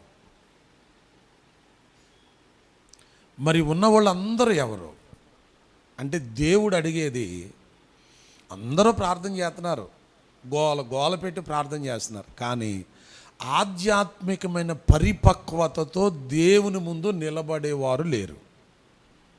స్తోత్రం చెప్పండి, చప్పట్లు కొట్టండి ఒకసారి గట్టిగా. ఎవరు లేరు తెలుసా? ఆధ్యాత్మికమైన పరిపక్వతతో దేవునికి అడ్డుపడే వాళ్ళు లేరు. మనం ఎంత గోల పెట్టినా సబ్జెక్టు అవ్వట్లేదు ఆయనకి. ఆయన అనుకున్నది మన నుండి వెళ్ళట్లేదు.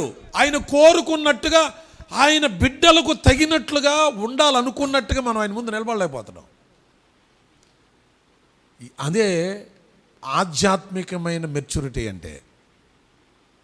ఇప్పుడు ఆయన ఒక మాట చెప్పాడు, నేను పాడు చేయకుండా ఉండాలంటే విచారిస్తున్నాను, ప్రాకారాలని దిట్టపరచడానికి తగిన వాడెవడని నేను విచారిస్తున్నాను. ప్రభా ఇలాగైతే కుదరదో అని అడగగలిగే దమ్ము, ఆ మెచ్యూరిటీ, ప్రభువుకి ప్రశ్న వేస్తే ఆన్సర్ చెప్పడానికి ప్రభు కింద మీద పడిపోవలసినటువంటి రీతిగా ఆయన్ని కాళ్ళు కట్టేసి దీని సంగతి ఏంటి అని అడగగలిగిన మెచ్యూరిటీ ఉన్నవాడు ఒక్కడ కనపడతలేదంట. మరి భక్తులందరూ ఎవరండి అని మీరంటే, ఆయన దృష్టిలో వాళ్ళు కూడా పరిపక్వత లేనివారే. ఇది గుర్తుపెట్టుకోండి మీరు. ఈ కూటంలో ఈ ఒక్క మొక్క మీరు అర్థం చేసుకుంటే, మీరు ఇప్పుడైనా మారితే చాలా సంతోషం. మరి ఉన్న వాళ్ళందరూ ఎవరంటే వాళ్ళు కూడా మనుషులే, భక్తులే, కానీ దేవుడు అనుకున్నటువంటి పరిపక్వతలోనికి రాని వాళ్ళే. స్తోత్రం చెప్పండి. మీకు మనందరికంటే అత్యంత మన మూల పురుషుడుగానో గొప్పవాడుగా చెప్పుకొని అబ్రహామును గురించి ఒక మాట చెప్తాను. అందుకే ఇందాక చెప్పాను, నేను పెద్ద మాటలు మాట్లాడితే దెప్ప పగిలిపోద్దేమోనని. దేవుడు ఏమన్నాడంటే, నేను చేయబోయే కార్యమును అబ్రహామునకు దాచేదనా అన్నాడు. అంటే అబ్రహాముకి దేవుడికి ఎంత సంబంధం ఉంది? ఎంత సంబంధం ఉంది? చాలా. ఎలాంటిది స్నేహం అంటే వాళ్ళిద్దరిది స్నేహితుల యొక్క సహవాసం వాళ్ళది. దేవునితో చాలా రకాల సంబంధాలు ఉంటాయి. తండ్రి తల్లి బిడ్డల సంబంధం లాంటి సంబంధం ఉంటుందట, సహోదరుల సంబంధం ఉంటుందట, స్నేహితుల సంబంధం ఉంటుందట, భార్యాభర్తల సంబంధం ఉంటుందట, యజమానుడు దాసుడు సంబంధం ఉంటుందట. ఇవన్నీ దేవునితో ఉన్న ఆత్మీయ లెవెల్స్ అన్నమాట. ఇవన్నీ మీరు ఒకసారి ఆలోచించండి, ఊహించుకోండి. అసలు దేవునితో మీకున్న సంబంధము యజమానుడు దాసుడు సంబంధమా, స్నేహితుల సంబంధమా, భార్యాభర్తల సంబంధం అంటే మరీ చెప్పండి ఎలాగుంటుంది? చెప్పకుండా ఏమైనా చేశాడంటే పీకెట్టుకుని పిసికేదా? అంటే అంత డీప్గా ఉండే సంబంధం. ఇవన్నీ కూడా ఆత్మీయ లెవెల్స్ అన్నమాట. ఇప్పుడు అబ్రహాముకి దేవుడికున్న సంబంధం ఎలాంటిది చెప్పండి? కొద్దిగా అంత ఊనండి బాబు. ఏం సంబంధం? స్నేహితుల నా స్నేహితుడైన అబ్రహాం అంటాడు దేవుడు. స్నేహితులు అంటే ఎలాంటిది సీక్రెట్ కూడా అసలు ఆగదే కాళ్ళ దగ్గర. ఇది ఫ్రెండ్షిప్ అంటే. ఎలాంటి విషయాన్నైనా షేర్ చేసుకునే వ్యక్తులు ఎవర్రా అంటే స్నేహితులే. అలాంటి సంబంధం. ఆ స్నేహితుల సంబంధాన్ని బట్టి అబ్రహామును గురించి దేవుడు ఏమంటాడంటే, నేను చేయబోయే కార్యాన్ని అబ్రహాముకు దాచేదనా అన్నాడు. దాచేదన అంటే చెప్పకుండా ఉండలేడు. ఏదన్నా చేయవలసిన పని చెప్పకుండా చేయడానికి దేవునికే మనసాక్షి. ఆ స్నేహితుడిని నేను మోసం చేశాను అన్నంత ఫీలింగ్ వచ్చేదన్నమాట. అలాంటి స్నేహం. ఇప్పుడు ఒక కార్యాన్ని అబ్రహాముకి చెప్పాలి. ఏంటా కార్యం? సొదొమ గొమొర్రా పట్టణాల యొక్క దుస్థితి, వారి పాపము దేవుని దృష్టికట భారం అయిపోయిందంట. ఏమైపోయింది? దేవుని దృష్టికి భారం అయిపోయింది. ఇప్పుడు భారం అయిపోయినప్పుడు ఏం చేస్తాడు దేవుడు? ఇప్పుడు భారం అయినప్పుడు ఏం చేస్తాడు? యెహెజ్కేలు గ్రంథంలో చదివారు కదా, పాడు చేసేస్తాడు. నోవహు కాలంలో ఏం చేశాడు? ఇక పాడైపోయింది. ఇక ఆ పాపము దేవుని దృష్టికి భారం అయిపోయినప్పుడు దేవుడు చేసే పని ఏంటంటే ఉగ్రతను పంపిస్తాడు, దాన్ని నాశనం చేసి పడేస్తాడు. రోజు చూసి బాధపడి కంటే దానికి కూడా ఒక లిమిట్ ఉందని కూడా బైబిల్ చెప్తుంది. ఏముందంట? ఒక లిమిట్. ఒక మనిషిని పాపానికి కూడా దేవుడు అవకాశాన్ని ఇస్తాడట సరి చేసుకుంటా. అది పాపం అని తెలుసు. చాలామంది అనుకుంటారు, మరి వీడి పాపం, వీళ్ళు ఇంత పాపంలో ఉన్నారు కదండి, వీళ్ళు ఇలాంటి దౌర్భాగ్యమైన జీవితంలో ఉన్నా ఆయన ప్రేమగల దేవుడు, దానికి కూడా ఒక లిమిట్ ఉంటుందట. ఆ వ్యక్తి జీవితంలో తన పాపము కూడా ఆ లిమిట్ దాటిపోయే వరకు దేవుడు ఆ వ్యక్తి జోలికి వెళ్ళినాయి. అది లిమిట్ దాటిపోయాడు అనుకోండి, అది స్త్రీ అయినా పురుషుడైనా, ఇంక అయిపోయినట్టే, ఆ చాప్టర్ క్లోజ్ అయిపోయినట్టే. ఇప్పుడు ఆ లిమిట్ వరకు కూడా దేవుడు చూశాడు. ఎవరిని? సొదొమ గొమొర్రా పట్టణాలను. మీరు ఆదికాండం ఇంటికి వెళ్ళాక చదవండి. ఇప్పుడు తీయొద్దు, మీరు బైబిల్ జోలికి వెళ్ళొద్దు. 13వ అధ్యాయంలో 13వ వాక్యంలో ఏమని ఉంటుందంటే, సొదొమ గొమొర్రాల పాపము దేవుని దృష్టికి బహు ఘోరమైనదిగా మారిపోయిందట. ఇప్పుడు దేవుడు ఏం చేయాలనుకున్నాడు? కోపం ఎలాగొచ్చిందంటే, అప్పుడు నోవహు కాలంలోనేమో జలప్రళయం, నీటిలో ముంచి సావగొట్టాడు. ఇప్పుడు కోపం కొంచెం రెట్టింపు అయింది. ఇక పైగా నీళ్లను పంపనని దేవుడేమో నోవహుకి ప్రమాణం చేశాడు. మళ్ళీ నీళ్ళు పంపుతారంటేనేమో ఆయన ఊరుకోడు. ఎవరో నోవహు ఊరుకోడు. హల్లెలూయా. కాబట్టి ఇప్పుడు ఏం చేయాలి? అగ్ని గంధకాలతోటి ఈ ఎదవలను కాల్చేయాలి అనుకున్నాడు దేవుడు. ఇలాంటి పనిని ఎవరికి చెప్పాలి? ఇప్పుడు అబ్రహాం గారికి చెప్పాలి. చెప్పడానికి దేవుడు దిగొచ్చేసాడు. ఈయన ఎక్కడున్నాడు? యాసింగాలం అనుకుంటుంది, ఎండవేళ మామిరే దగ్గర, గుడారం దగ్గర, అక్కడ సింధూరం వనం దగ్గర కూర్చున్నాడని బైబిల్లో రాయబడింది, చదువుతాం. సరేగా ఆయనకి చెప్పడానికి 3 దూతలు వచ్చేస్తున్నారు, ఎరగదీసుకుంటా వచ్చేసారు. వాళ్ళ మధ్యలో ఒక సంఘటన జరిగింది, నేను గతంలో చెప్పాను. ఏంటి అని అడిగారు. భోజనం వచ్చిన వాళ్ళకి వచ్చినట్టే ఏం చేశాడు ఆయన? అట్నుంచి అట్టే పంపేయలేదు. వచ్చిన వాళ్ళకి వచ్చినట్టు భోజనం పెట్టాడు. వాళ్ళు వచ్చిన పని అబ్రహాముకి చెప్పారు. అబ్రహాముకి చెప్పినప్పుడు ఇప్పుడు అబ్రహాం ఏం చేశాడు? రావాలి, విషయానికి వచ్చేయాలి, మీరు డైరెక్ట్గా విషయానికి రావాలి. ఇప్పుడు అబ్రహాం ఏం చేశాడు?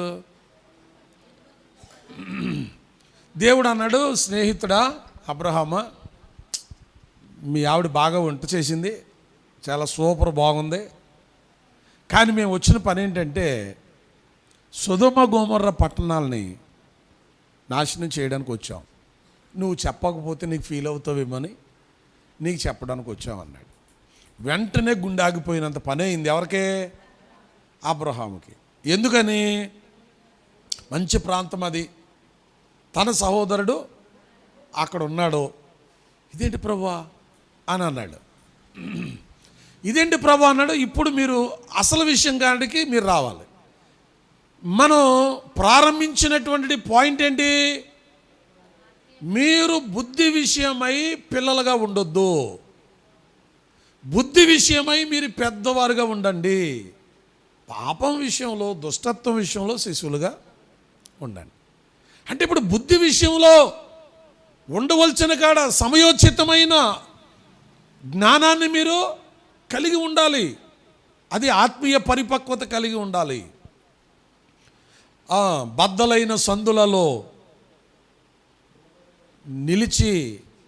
నిలుచుటకు తగిన వాడెవడని నేను ఎంత విచారించినా ఆ దేశాన్ని పాడు చేయకుండా ఉండాలంటే ఎవరు లేరు? ఒక్కడైనను లేడు అన్నాడు. స్తోత్రం చెప్పండి. ఒక్కడైనను లేడు అంటే 50 మంది ఉన్నారని అర్థమా? ఈ లెక్క నాకు క్లారిటీ ఇవ్వాలి. అమ్మ రవణమ్మ తల్లి, నా ఎంకసుడే పాప, నీకు బైబిల్ చదువుకునే తీరిక ఇంటికాడ లేనట్టు ఉంది నాకు. నా ఎంకసుడు ఈ 2 ముక్కలేను. ఒక్కడైనాను లేడంటే 50 మంది ఉన్నారన్నా? ఒక్కడు కూడా లేడు.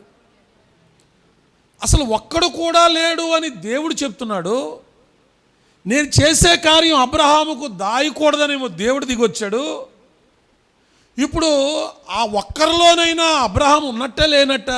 ఒక ఆన్సర్ చేయండి నాకు. ఆ ఒక్కరిలో అబ్రహాము లేడా? దైవకాంత్ గారు ఇలా చూస్తున్నాడు. అబ్రహాం మనిషి కాదా? దేవునికి స్నేహితుడు కాడా? మరి దేవునికే స్నేహితుడైన రికార్డులో బైబిల్లో రాయబడ్డదే. ఒక్కడైనా లేడంటే నేనున్నాను అనే దమ్ముందా ఈయన దగ్గర? లేదు. ఈయన ఉన్నాడని ఆయన ఈయన ఉన్నాడు అనేది మనమందరం అనుకున్నాం. కానీ దేవుడు దృష్టిలో అబ్రహాం కూడా లేడు. తెలుసా మీకు? అబ్రహాం కూడా లేడు. అబ్రహామే గనక దేవుని దృష్టిలో ఆ ఒక్కడలో ఒక్కడు అబ్రహాం అయ్యుంటే సొదొమ గొమొర్రాలను కాల్చేస్తావా? నీ ఇష్టం అనుకుంటున్నావా? స్తోత్రం చెప్పండి, చప్పట్లు కొట్టండి సార్ గట్టిగా. హల్లెలూయా. నీ ఇష్టం అనుకుంటున్నావా? ఫ్రెండ్తో మాట్లాడే విధానం ఎలాగుంటుంది? మీరు ఎలా మాట్లాడతారు? వసే నీకే చెప్పేది అంటావా అనవా? అదే ఫ్రెండ్తో మాట్లాడేటప్పుడు ఏదైనా తప్పు అనిపిస్తే ఎలా మాట్లాడతాడో అవతలడు. ఫ్రెండ్స్ మాటలు గౌరవంగా ఉండవు, సూపర్గా ఉంటాయి. ఇక అసలు పళ్ళు నూరుకున్నట్టుగానే రకరకాల డబల్ మీనింగ్ డైలాగులతో వచ్చేది బూతులే కదా. ఫ్రెండ్స్ మాట్లాడుకోవడంలో వచ్చేమవుతాయి? గౌరవంగా, ఏమండి దైవకాంత్ గారు మీరు భలే మంచివారండి, భలే ఎట్టగారు మాడతారండి అంటారా? ఫ్రెండ్స్ మాటల విధానం ఎలా ఉంటుందండి? అబ్బో చాలా విభిన్నాలుగా ఉంటుంది. ఇప్పుడు ఈయనకి చెప్పకుండా ఉండాలని ఆయన దిగొస్తే ఈయన ఏం చేయాలి? భోజనం పెట్టే బాగానే ఉంది, అన్నీ బాగానే ఉన్నాయి, కానీ సరే ఏంటి సొదొమ గొమొర్రాలు కాల్చేస్తావా? ఏమనుకుంటున్నావు అసలు నువ్వు? నేను ఏమైపోయాను అనుకుంటున్నావు అసలు? అనాలా వద్దా? కానీ ఏమన్నాడు? ఈ బుద్ధి ఉన్నవాడైతే ఏమనాలి? అబ్రహాము నన్ను క్షమించు, గేటుగాడ ఉంటావని తెలుసు నాకు. గట్టిగా స్తోత్రం చెప్పండి.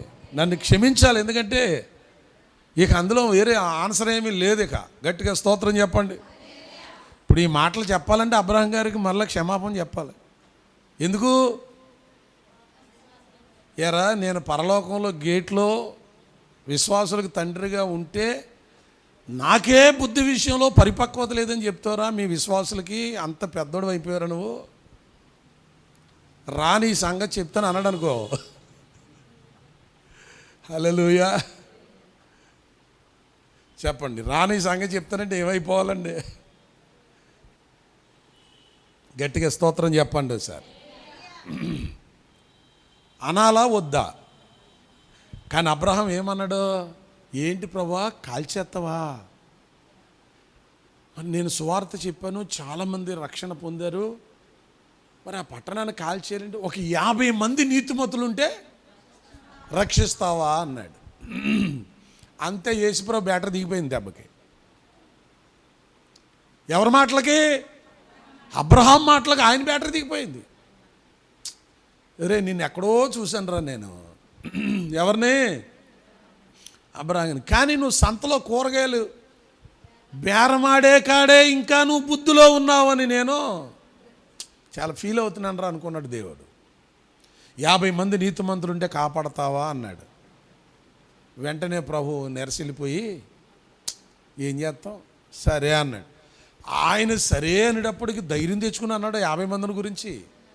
ఎప్పుడైతే ప్రభు ఓకే చెప్పాడో మనోడికి అసలు అనుమానం ముందు మనం వెనకాల కదా పుట్టింది. కొంతమంది మనుషులు పుట్టాక అనుమానం వస్తుంది, కానీ కొంతమంది మనుషులకి ముందే అనుమానం పుడుతుంది, తర్వాతే మనుషులు పుడతారు.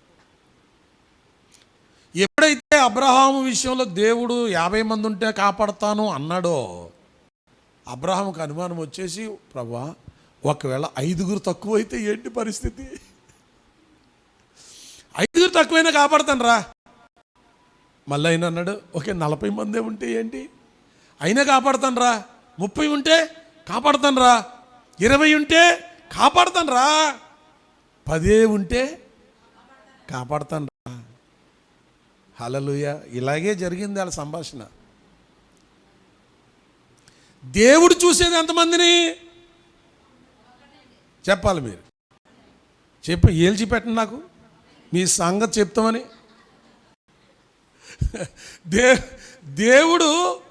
దేవుడు కోరుకునేది ఎంతమందిని? ఒక్కడిని. ఈయన ఎంతమందిని అడుగుతున్నాడు? 50 అడిగాడు. 5 తక్కువైనా పర్లేదా, 40 అయినా పర్లేదా, 30 అయినా పర్లేదా, 20 అయినా పర్లేదా, 10 అయినా పర్వాలేదా? ఒక్కడికి దిక్కు లేదంటే 10 మందిని ఎక్కడ తీసుకొస్తాడు ఈయన? ఎక్కడ తీసుకొస్తాడు? స్తోత్రం చెప్పండి. 10 మంది అన్న తర్వాత, ఒరే నేను అనుకున్న రికార్డులు నువ్వు కూడా లేవురా, నీకు కూడా ఇంకా మెచ్యూరిటీ రావాలరా. పైగా ఆ మాటలు మాట్లాడతాకే అబ్రహాం ఏమన్నాడు తెలుసా? ప్రభువా దుమ్ముని ధూళినైన నేను తెగించి మాట్లాడుతున్నాను అన్నాడు. అంటే నేను ఎక్కడికో వెళ్ళి చెప్తున్నాను మీకు ఈ మాటలు, మీరు పైన ఇంటే అర్థం చేసుకోండి, మీకు అర్థం అవ్వవు. ఈ మాటలు అబ్రహాము చెప్పడానికి ఏమన్నాడు తెలుసా? దుమ్ముని ధూళినైనా నేను తెగించి నా దేవునితో మాట్లాడుతున్నాను, అంటే ఒక ప్రమాదాన్ని నేను ఎదుర్కొంటున్నాను అన్నాడు. కానీ దేవుని దృష్టిలో అది కూడా పరిపక్వత కాదు. దేవుడు అనుకున్న ప్రకారంగా అక్కడే ఆ ప్లేస్లోనే అబ్రహాముకి ఇంకా ఆ మెచ్యూరిటీ, ఆ పరిపక్వత ఉండుంటే నేరుగా 50 నుంచి 10కి బేరం ఆడకూడదు. దేవుడు చెప్పేది అది. ఏం చేయాలా? ఒక్కడైనా లేకపోవడం ఏంటి ప్రభువా, నేనున్నాను. స్తోత్రం చెప్పండి. ఈ బేరం ఆడిన పద్ధతే దేవుడికంట నచ్చలేదంట. దేవుడికి నచ్చక ఆయన మాట్లాడడం మానేసి వెళ్ళిపోయాడంట. స్తోత్రం చెప్పండి. ఎవరు మాట్లాడటం మానేసి వెళ్ళిపోయాడు? ఎందుకు వెళ్ళిపోయాడు? ఎందుకు వెళ్ళిపోయాడు చెప్పాలా? ఈ మాటలు ఆయనకి నచ్చలేదు. ఆయనకి నచ్చే మాట అబ్రహాములో నుంచి రాలేదు. ఏ మాట రాలేదు? నేనున్నాను, నా ప్రార్థన, నా విశ్వాసం, నా సువార్త ఏమైపోవాలి? ఇందుకోసమేనా నువ్వు నన్ను పిలిచింది? ఇందుకోసమేనా నాకు ఈ సంపదనిచ్చింది? ఇందుకోసమేనా నన్ను ఆశీర్వదించింది? ఇందుకోసమేనా నీవు నాకు రొట్టె ద్రాక్షారసం ఇచ్చింది? ఇందుకోసమేనా ప్రభువా నేను బ్రతుకుండగా వీళ్ళెవరో కాల్చడానికి వీల్లేదు, ఒకవేళ కాల్చేయాలనుకుంటే ముందు నన్ను లేపేయి, ఆ తర్వాత వాళ్ళ జోలికెళ్ళు అని నిలబడిపోయి అడ్డబడిపోయిన వాడుగా ఉండాలని దేవుడు కోరుకుంటే, ప్రభువా 10 మంది ఉంటే? స్తోత్రం చెప్పండి. హల్లెలూయా. అలాంటోడు ఒక్కడ కనపడలేదంటే, అబ్రహాము లాంటి వాళ్ళలోనే దేవుడు ఆశించిన పరిపక్వత లేదంటే ఇప్పుడు చెప్పండి మన సంగతి ఏంటి? ప్రార్థనకి వెళ్తున్నానండి, నేను పెప్పరండి అయ్యగారి చర్చికి వెళ్తానండి, ఎందుకండి? ఎందుకండి? ఏం ఉద్ధరించడానికండి? భక్తులారా, మిమ్మల్ని కోపం వస్తుందా? పోనీ కోపమన్నా రానివ్వండి, మీకు అది రావట్లేదు, ఇది రావట్లేదు. అబ్రహామునే అలాగంటే ఇప్పుడు రేపొద్దున మిమ్మల్ని వెనకాల వేసుకుని నేను వీళ్ళు ఏం మాట్లాడాలి యేసు ప్రభు దగ్గర? మాట్లాడరే. అందుకనే దేవుని వాక్యం చెప్తుంది, మీరు పాపము విషయమై పిల్లలుగా ఉండండి, బుద్ధి విషయమై ఎలా ఉండండి? పెద్దవారుగా ఉండండి. పెద్దవారుగా ఉండండి. బుద్ధి విషయంలో పెద్ద రకం అంటే నలుగురిని 10 మందిని సంఘాలను చూపించడం కాదు. అడ్డగోలుగా వెళ్ళిపోయి కాళ్ళెట్టేసుకుని స్తోత్రం చెప్పండి. ఒకవేళ నువ్వు ఏమైనా చేయాలంటే నన్ను చావగొట్టుకో ముందు, తర్వాత నువ్వు ఉన్న పని. ఇందులోనే ఏముందంట? బుద్ధి, ఆత్మీయ మెచ్యూరిటీ. స్తోత్రం చెప్పండి, చప్పట్లు కొట్టండి ఒకసారి. యాకోబుని దేవుడు ఎందుకు మెచ్చుకున్నాడో తెలుసా మీకు? ఇదిగో ఇందులోనే సూపరు అనిపించుకున్నాడు యాకోబు దేవుని దగ్గర. ఈ విషయంలోనే. ఏ విషయంలో? ఈ బైబిల్లో ఎవరి గురించి రాయబడిన ఒకే ఒక్క మాట యాకోబు గురించి రాశాడు భక్తుడు. ఏమన్నా తెలుసా? అతడు మగసిరి గలవాడై దేవునితో పోరాడి గెలిచెను, దూతతో పోరాడి గెలిచెను. అతడు కన్నీళ్లు విడిచి ఆయనను బ్రతిమాలెను. కొట్టాలి చప్పట్లు గట్టిగా. అతడు కన్నీళ్లు విడిచి బ్రతిమాలెను. అబ్రహాము కంటే పరిశుద్ధుడా యాకోబు? చెప్పండి ఒకసారి. అబ్రహాము కంటే ప్రార్థనాపరుడా యాకోబు? అబ్రహాము కంటే విధేయుడా యాకోబు? అత్యంత మోసకరమైన మనుషుల్లో రికార్డు ఈడి దగ్గరనే కదా నమోదైంది. అలాంటి జీవితంలో ఉన్నవాడు కూడా రావాల్సిన టైం వచ్చింది. ఇంకా సావే శరణం అనుకునే రోజు వచ్చేసింది. ఎత్తులు జిత్తులు యుక్తులు అన్నీ పక్కన పెట్టేసి నీ పాదములే శరణమని ఎబ్బోకు రేవు దగ్గర కాళ్ళు పట్టేసుకుని తెల్లవార్లు పెనుగులాడడం ప్రారంభించాడట. దేవుడు దొరికేశాడు, వదిలిపెడతలు. రే తెల్లారిపోతుందిరా యాకోబుగా, నన్ను వదిలేరా, వెళ్ళిపోవాలంటాడు ఆయన. ససేమిరా, వదిలే పని లేదు. చచ్చిపోతే ఇక్కడ చచ్చిపోతాను, లేదా నీకు సిగ్గెత్తే తెల్లారిపోతుందని నన్ను దీవించేసి వెళ్ళిపో అన్నాడు. అంతే. గట్టిగా స్తోత్రం చెప్పండి. నన్ను దీవించేసి వెళ్ళిపో, లేకపోతే పొరపాటును కూడా వదలను. ఏ మోసగండి అయితే అన్నట్లుగా ప్రభు కాళ్ళు పట్టేసుకున్నాడు. చూసి చూసి చూసి చూసి ఒక చిన్న టెస్ట్ పెట్టాడు ఆ యాకోబుకి. ఏంటా టెస్ట్? నీ పేరేంటి అని అడిగితే నేరుగా యాకోబు అన్నాడంట, ఇలాంటి పరిస్థితుల్లో కూడా నేను అబద్ధం చెప్తాను అనుకుంటున్నావు నాయన, పొరపాటును కూడా చెప్పను. ఇలాంటి సమయంలో కూడా నేను అబద్ధం చెప్తే ఇక నా ఎంత బుద్ధిహీనుడో ప్రపంచంలో ఎవడు ఉండడో. పొరపాటును కూడా నేను అబద్ధం ఎలా చెప్తాను, నేను మోసగాన్ని అని నేరుగా దేవుని దగ్గర ఒప్పుకున్నాడు. వెంటనే ప్రభు వాడి పట్టుదలని, వాడు మగశిరత్వాన్ని చూసి, వాడు బ్రతిమాలని విధానాన్ని చూసి, వాడి కన్నీళ్లను చూసి, నేను వెదుగుతున్నా ఒక్కడు నువ్వేరా. కాబట్టి నీ పేరేక మీదట యాకోబు కాదు ఇశ్రాయేలు అని ఒక మాట చెప్పేశాడు. ఇదిగో ఆయన్ని ఆశీర్వదించేశాడు, వెళ్ళిపోయాడు. అంతే. గట్టిగా చప్పట్లు కొట్టేసాయని మహిమపరచాను. హోషేయ రాస్తాడు ఆయన గురించి, యాకోబు మగసిరి గలవాడై. మగసిరి గలవాడై. నేను చాలాసార్లు మా వాళ్ళకి ఒక పాఠం చెప్తా ఉంటాను.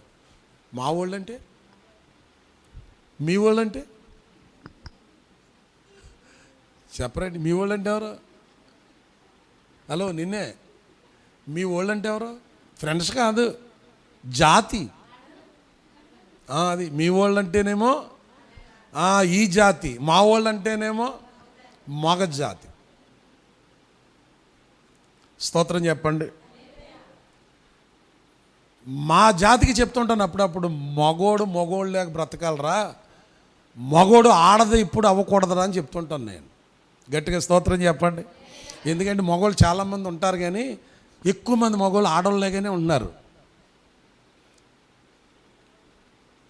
మగోడు ఎలా ఉండాలంట? యాకోబుని ఏమన్నాడు దేవుడు?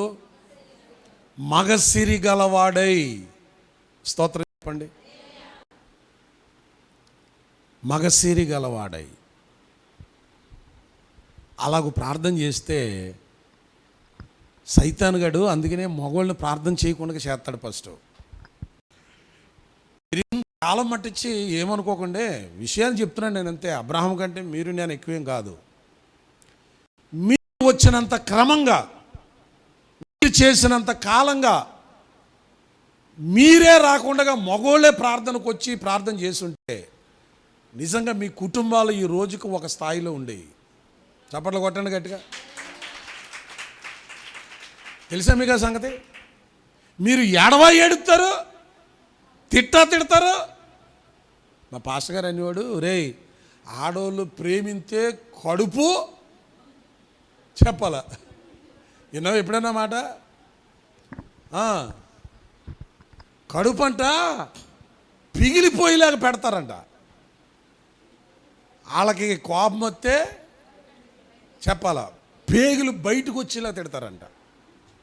అంటే పెట్టినా పొట్ట పగిలిపోద్ది, తిట్టినా పొట్ట పగిలిపోద్ది.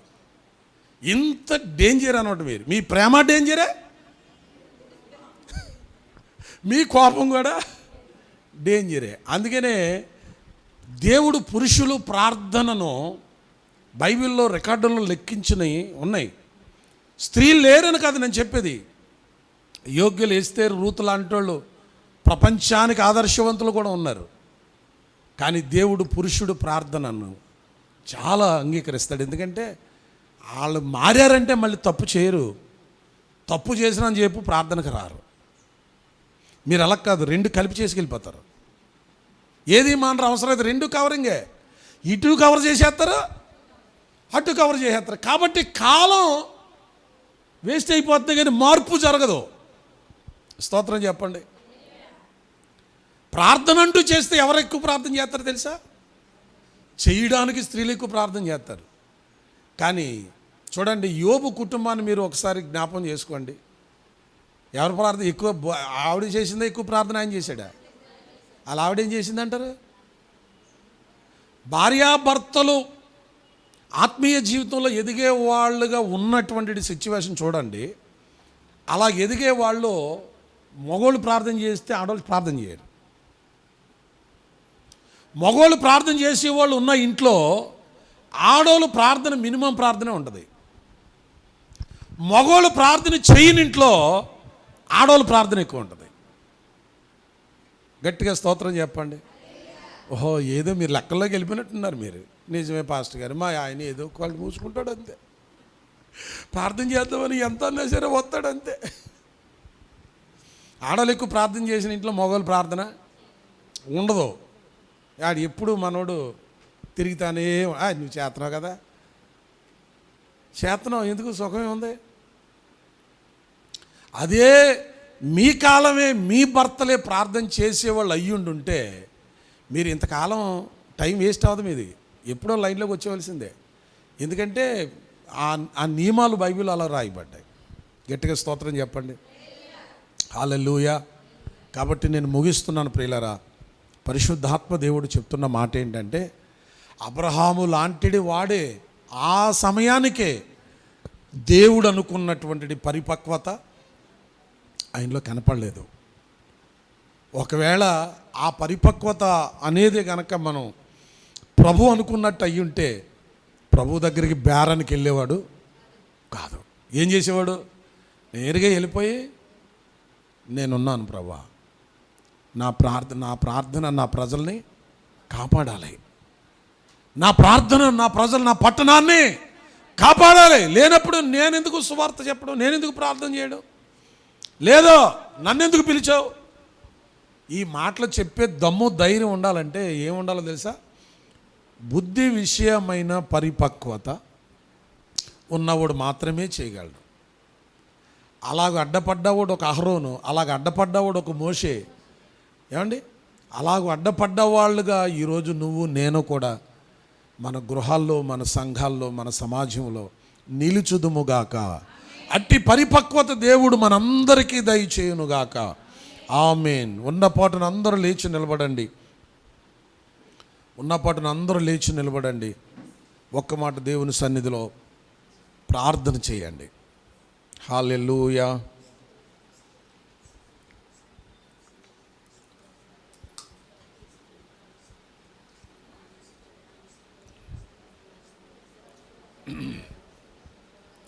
ఈ మాటలు మీకు ఏమైనా అర్థమై ఉంటే ఇంకా మౌనంగా ఉండరు. హల్లెలూయా. కొన్ని నిమిషాలు ప్రార్థన చేయండి. కొన్ని నిమిషాలు ప్రార్థన చేయండి. యేసయ్యా, 50 సంవత్సరాలు వచ్చేసినాయి ప్రభువా, 30 ఏళ్ళు వచ్చేసినాయి నాయన, 60 ఏళ్ళు వచ్చేసినాయి ప్రభువా, కానీ ఇంకా నాకు ఇన్ని సంవత్సరాల క్రైస్తవ జీవితంలో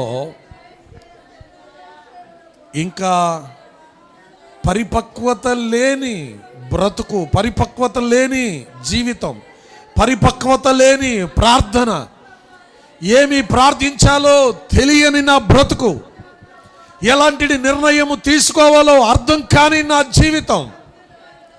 ఇదిగో ఈరోజు నాతో తేటగా మాట్లాడవయ్యా. ఒక్క నిమిషం ప్రార్థన చేసుకో. ప్రభువా,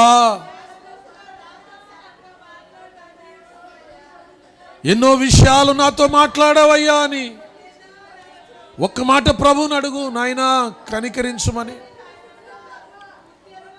పనికిమాల విషయాల్లో మాత్రం నువ్వు చాలా పెద్దదానివి, పెద్దవాడివి. కానీ ఆత్మీయ పరిపక్వతలో మాత్రం ఏది, ఎలా, ఎప్పుడు ప్రార్థించాలో, ఎలా కుటుంబాన్ని రక్షించుకోవాలో, ఎలాంటి పరిశుద్ధుల సహవాసాన్ని కోరుకోవాలో, సంఘములో ఒక మంచి విశ్వాసిగా ఎలాగూ జీవించాలో,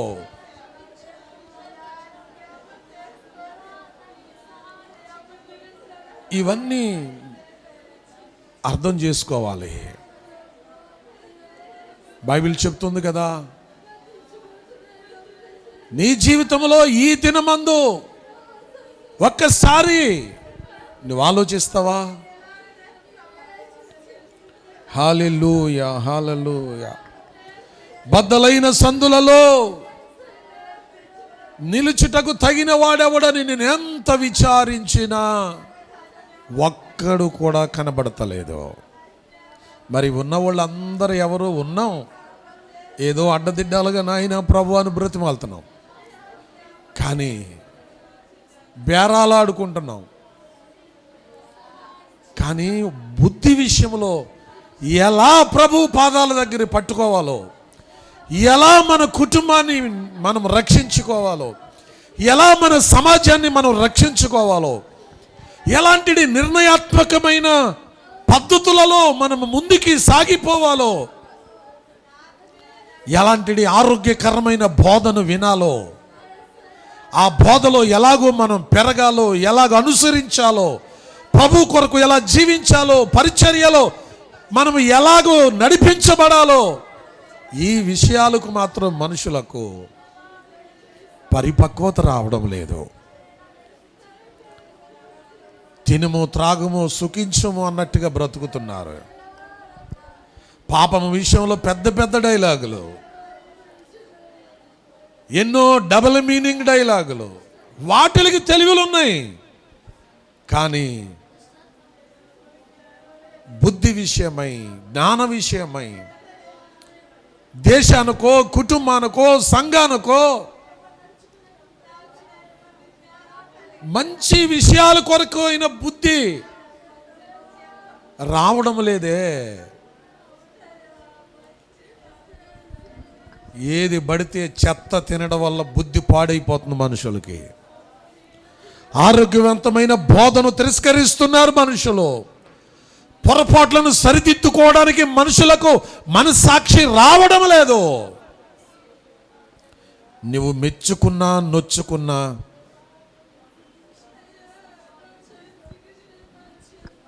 అబ్రహాము లాంటి వానికే ఆయన దృష్టిలో ఆయన కనబడకపోతే నువ్వు నేను ఎక్కడున్నాం? నాకున్న కొద్దిపాటి పరిపక్వత పూర్తిగా ఉందని నేను కూడా చెప్పను. ఇవి చదువుతున్నాము కాబట్టే, పరిశుద్ధాత్ముడు ఆ విషయాలలో ఆ జ్ఞాన హృదయాన్ని ఇచ్చాడు కాబట్టే ఇది అర్థం చేసుకోవడం తప్ప కొద్దో గొప్ప పరిపక్వతలో చెప్పబడుతున్న మాటలు నీకు బాధ కలిగిన ఇబ్బంది లేదు. కానీ నీ జీవితంలో నీవు బుద్ధి విషయంలో మార్పు రావాలి, పరిపక్వత రావాలి నీ జీవితంలో. దేవుని పాదాలు విడువకు, వాక్యం చదువుట మానకు, ఏది పడితే అది చెత్త బోధలు వినకో. ఆత్మీయ ఆరోగ్యాలు పాడైపోతున్నాయి క్రైస్తవులకు. ఆరోగ్యకరమైన బోధలు ఈనాడు సమాజంలో కనబడతలేదు. స్వార్థపూరితమైన బోధలు కనబడుతున్నాయి. మనుషులను తన వైపుకు మళ్లించుకునే బోధలు కనబడుతున్నాయి. కానీ ప్రభు కొరకు బ్రతికే బోధలు, పరిపక్వతను కలిగించే బోధలు, ఆత్మీయ ఆరోగ్యవంతులుగా నడిపించే బోధలు కనిపించడం లేదు. నా ప్రియమైన సహోదరులారా, ఈ మాటలు విన్న తర్వాత నీ బుద్ధి ఏ విషయంలో పెద్దగా ఉంది? దుష్టత్వ విషయంలో పెద్దగా ఉందా? లేకపోతే దైవికమైన బుద్ధి విషయంలో పెద్దదిగా ఉందా? ఏ విషయంలో నువ్వు పరిపక్వత చెందావు? కాలము సంకుచితంగా ఉంది. నేడు రేపు యేసు రాబోతున్నాడు. ఇలాంటి దానిలో ఒక భాగమే కోవిడ్ సమయంలో దేవుడు ఈ సంఘాన్ని రవ్వంత అపాయము కలగకుండా కాపాడగలిగాడు. అలాంటిది యాకోబులుగా మగసిరి కలిగిన వారుగా మనందరము మార్చబడుదుముగాక. దేవుని దగ్గర కన్నీళ్లు విడిచి బ్రతుమాలు కొందుముగాక. పరిపక్వత కలిగిన యాకోబు ఆయన పాదాలు పట్టుకుని మగసిరి గలవాడని ముద్ర వేయించుకున్నట్లుగా ఈ సాల్మన్ జోసెఫ్ మినిస్ట్రీలో ఉపదేశం పొందుచున్న ప్రతి ఒక్కరిని దేవుడు ఇలాంటి మాటతో వారిని పిలుచునుగాక. ఈరోజు అలాంటి పరిపక్వతలోనికి నా దేవుడు మనందరినీ నడిపించునుగాక. ప్రభువా, నన్ను అలాగ నడిపించమన్న వాళ్ళందరూ మీ కుడి హస్తాన్ని ఆకాశమందున దేవుని వైపు ఎత్తండి. ఒక్క మాట ప్రభు దగ్గర ఒక మంచి తీర్మానం చేయండి. నిజమే ప్రభువా, అలాంటి పరిపక్వత నా జీవితంలో ఇంకా రాలేదు. ఎప్పుడు అలాంటి నిర్ణయము తీసుకోలేకపోయాను. అయ్యో, అబ్రహాము లాంటి వాడే బేరమాడడం దేవునికి నచ్చలేదు. ప్రియులారా, మరి నీ జీవితంలో నువ్వు బ్రతిమలాడుచున్నావు, కానీ అది దేవునికి అంగీకారముగా లేని పద్ధతిలో ఉంటే ఉపయోగము లేదు. కానీ యాకోబులాగా మగసిరి కలిగిన ప్రార్థన, కన్నీళ్లు విడిచిన ప్రార్థన, పోరాడి గెలిచే ప్రార్థన, ఆయనను కదలనీయకుండా, ఆశీర్వాదాన్ని పొందకుండా, వదిలిపెట్టకుండా ఉండవలసిన పట్టుదలతో ప్రార్థన మన జీవితాల్లో మనం కూడా కలిగి ఉందాం. ఇలాంటి ప్రార్థన పరులను దేవుడు చూస్తున్నప్పుడు దేశం జోలికి రానే రాలేడు, ఆ ప్రాంతాల జోలికి రానే రాలేడు, ఆ గ్రామాల జోలికి రానే రాలేడు. మన గ్రామాన్ని, మన రాష్ట్రాన్ని, మన దేశాన్ని రక్షించుకోగలిగిన పరిపక్వత, ఆధ్యాత్మికమైన మెచ్యూరిటీ దేవుడు మనందరికీ ఈ దినమే కలుగు చేయునుగాక. తన ఆత్మతో మనలను నింపునుగాక. మన కుటుంబాలను రక్షించుకోగలిగిన పరిపక్వతలోనికి దేవుడు మనల్ని వచ్చినట్లుగా తన ఆత్మ కుమ్మరింపు మనకు కలుగు చేయునుగాక. మన బలహీనతలను విడిపించునుగాక. మన ఆర్థిక అవసరతల నుండి మనల్ని విడిపించునుగాక. మన కుటుంబంలో ప్రతి పురుషుడను ప్రభు లేవనెత్తునుగాక. పురుషులందరూ రక్షణ పొందుదురుగాక. ప్రతి కుటుంబంలో పురుషులందరూ కుటుంబాలుగా ప్రభు పాదాల దగ్గరికి వచ్చి యాకోబు లాంటి వారిగా మార్చబడుదురుగాక. అలాంటి దైవత్వముతో నింపునుగాక. ప్రభువా, ఈ మనవులు అంగీకరించి నీ బిడ్డలైన వారందరినీ మీరు ఆశీర్వదించి మీ దీవెనతో నింపండి. ఇదిగో వచ్చే ఆదివారము ఫస్ట్ వీక్ సండే ప్రభా బలలో మేము పాలు పొందవలసిన అవసరం ఉంది. ఆదివారానికి మమ్మల్ని అందరినీ సిద్ధపరచు నాయన, ఆత్మీయ పరిపక్వతలోనికి నడిపించు నాయన. పరిశుద్ధులుగా మమ్మలను మేము సిద్ధము చేసుకోవడానికి నీ కృప మాకు దయచేయండి నాయన. ఆదివారం మరలా నీ సన్నిధిలో చేరి పవిత్ర హృదయలమై ప్రభువా నీ బలలో పాలు పొందే ధన్యత, కృపా భాగ్యమును నాకు మాకందరికీ కలుగుజేసి కృప చూపి మహిమ పొందమని, చేయబడిన ప్రతి ప్రార్థనను అంగీకరించమని యేసుక్రీస్తు పరిశుద్ధ నామమున అడిగి వేడుకుని పొందుకొనుచున్నాము తండ్రి. ఆమేన్. త్రియేక దైవ దీవెన ఇప్పుడు ఎల్లప్పుడూ తోడై నడిపించునుగాక. ఆమేన్, ఆమేన్, ఆమేన్. God bless you. అందరికీ వందనాలు. మరి వచ్చే ఆదివారం మరి సంస్కార ఆరాధన, ప్రేమ విందు ఉంటుంది. ఆ విషయాన్ని గమనించి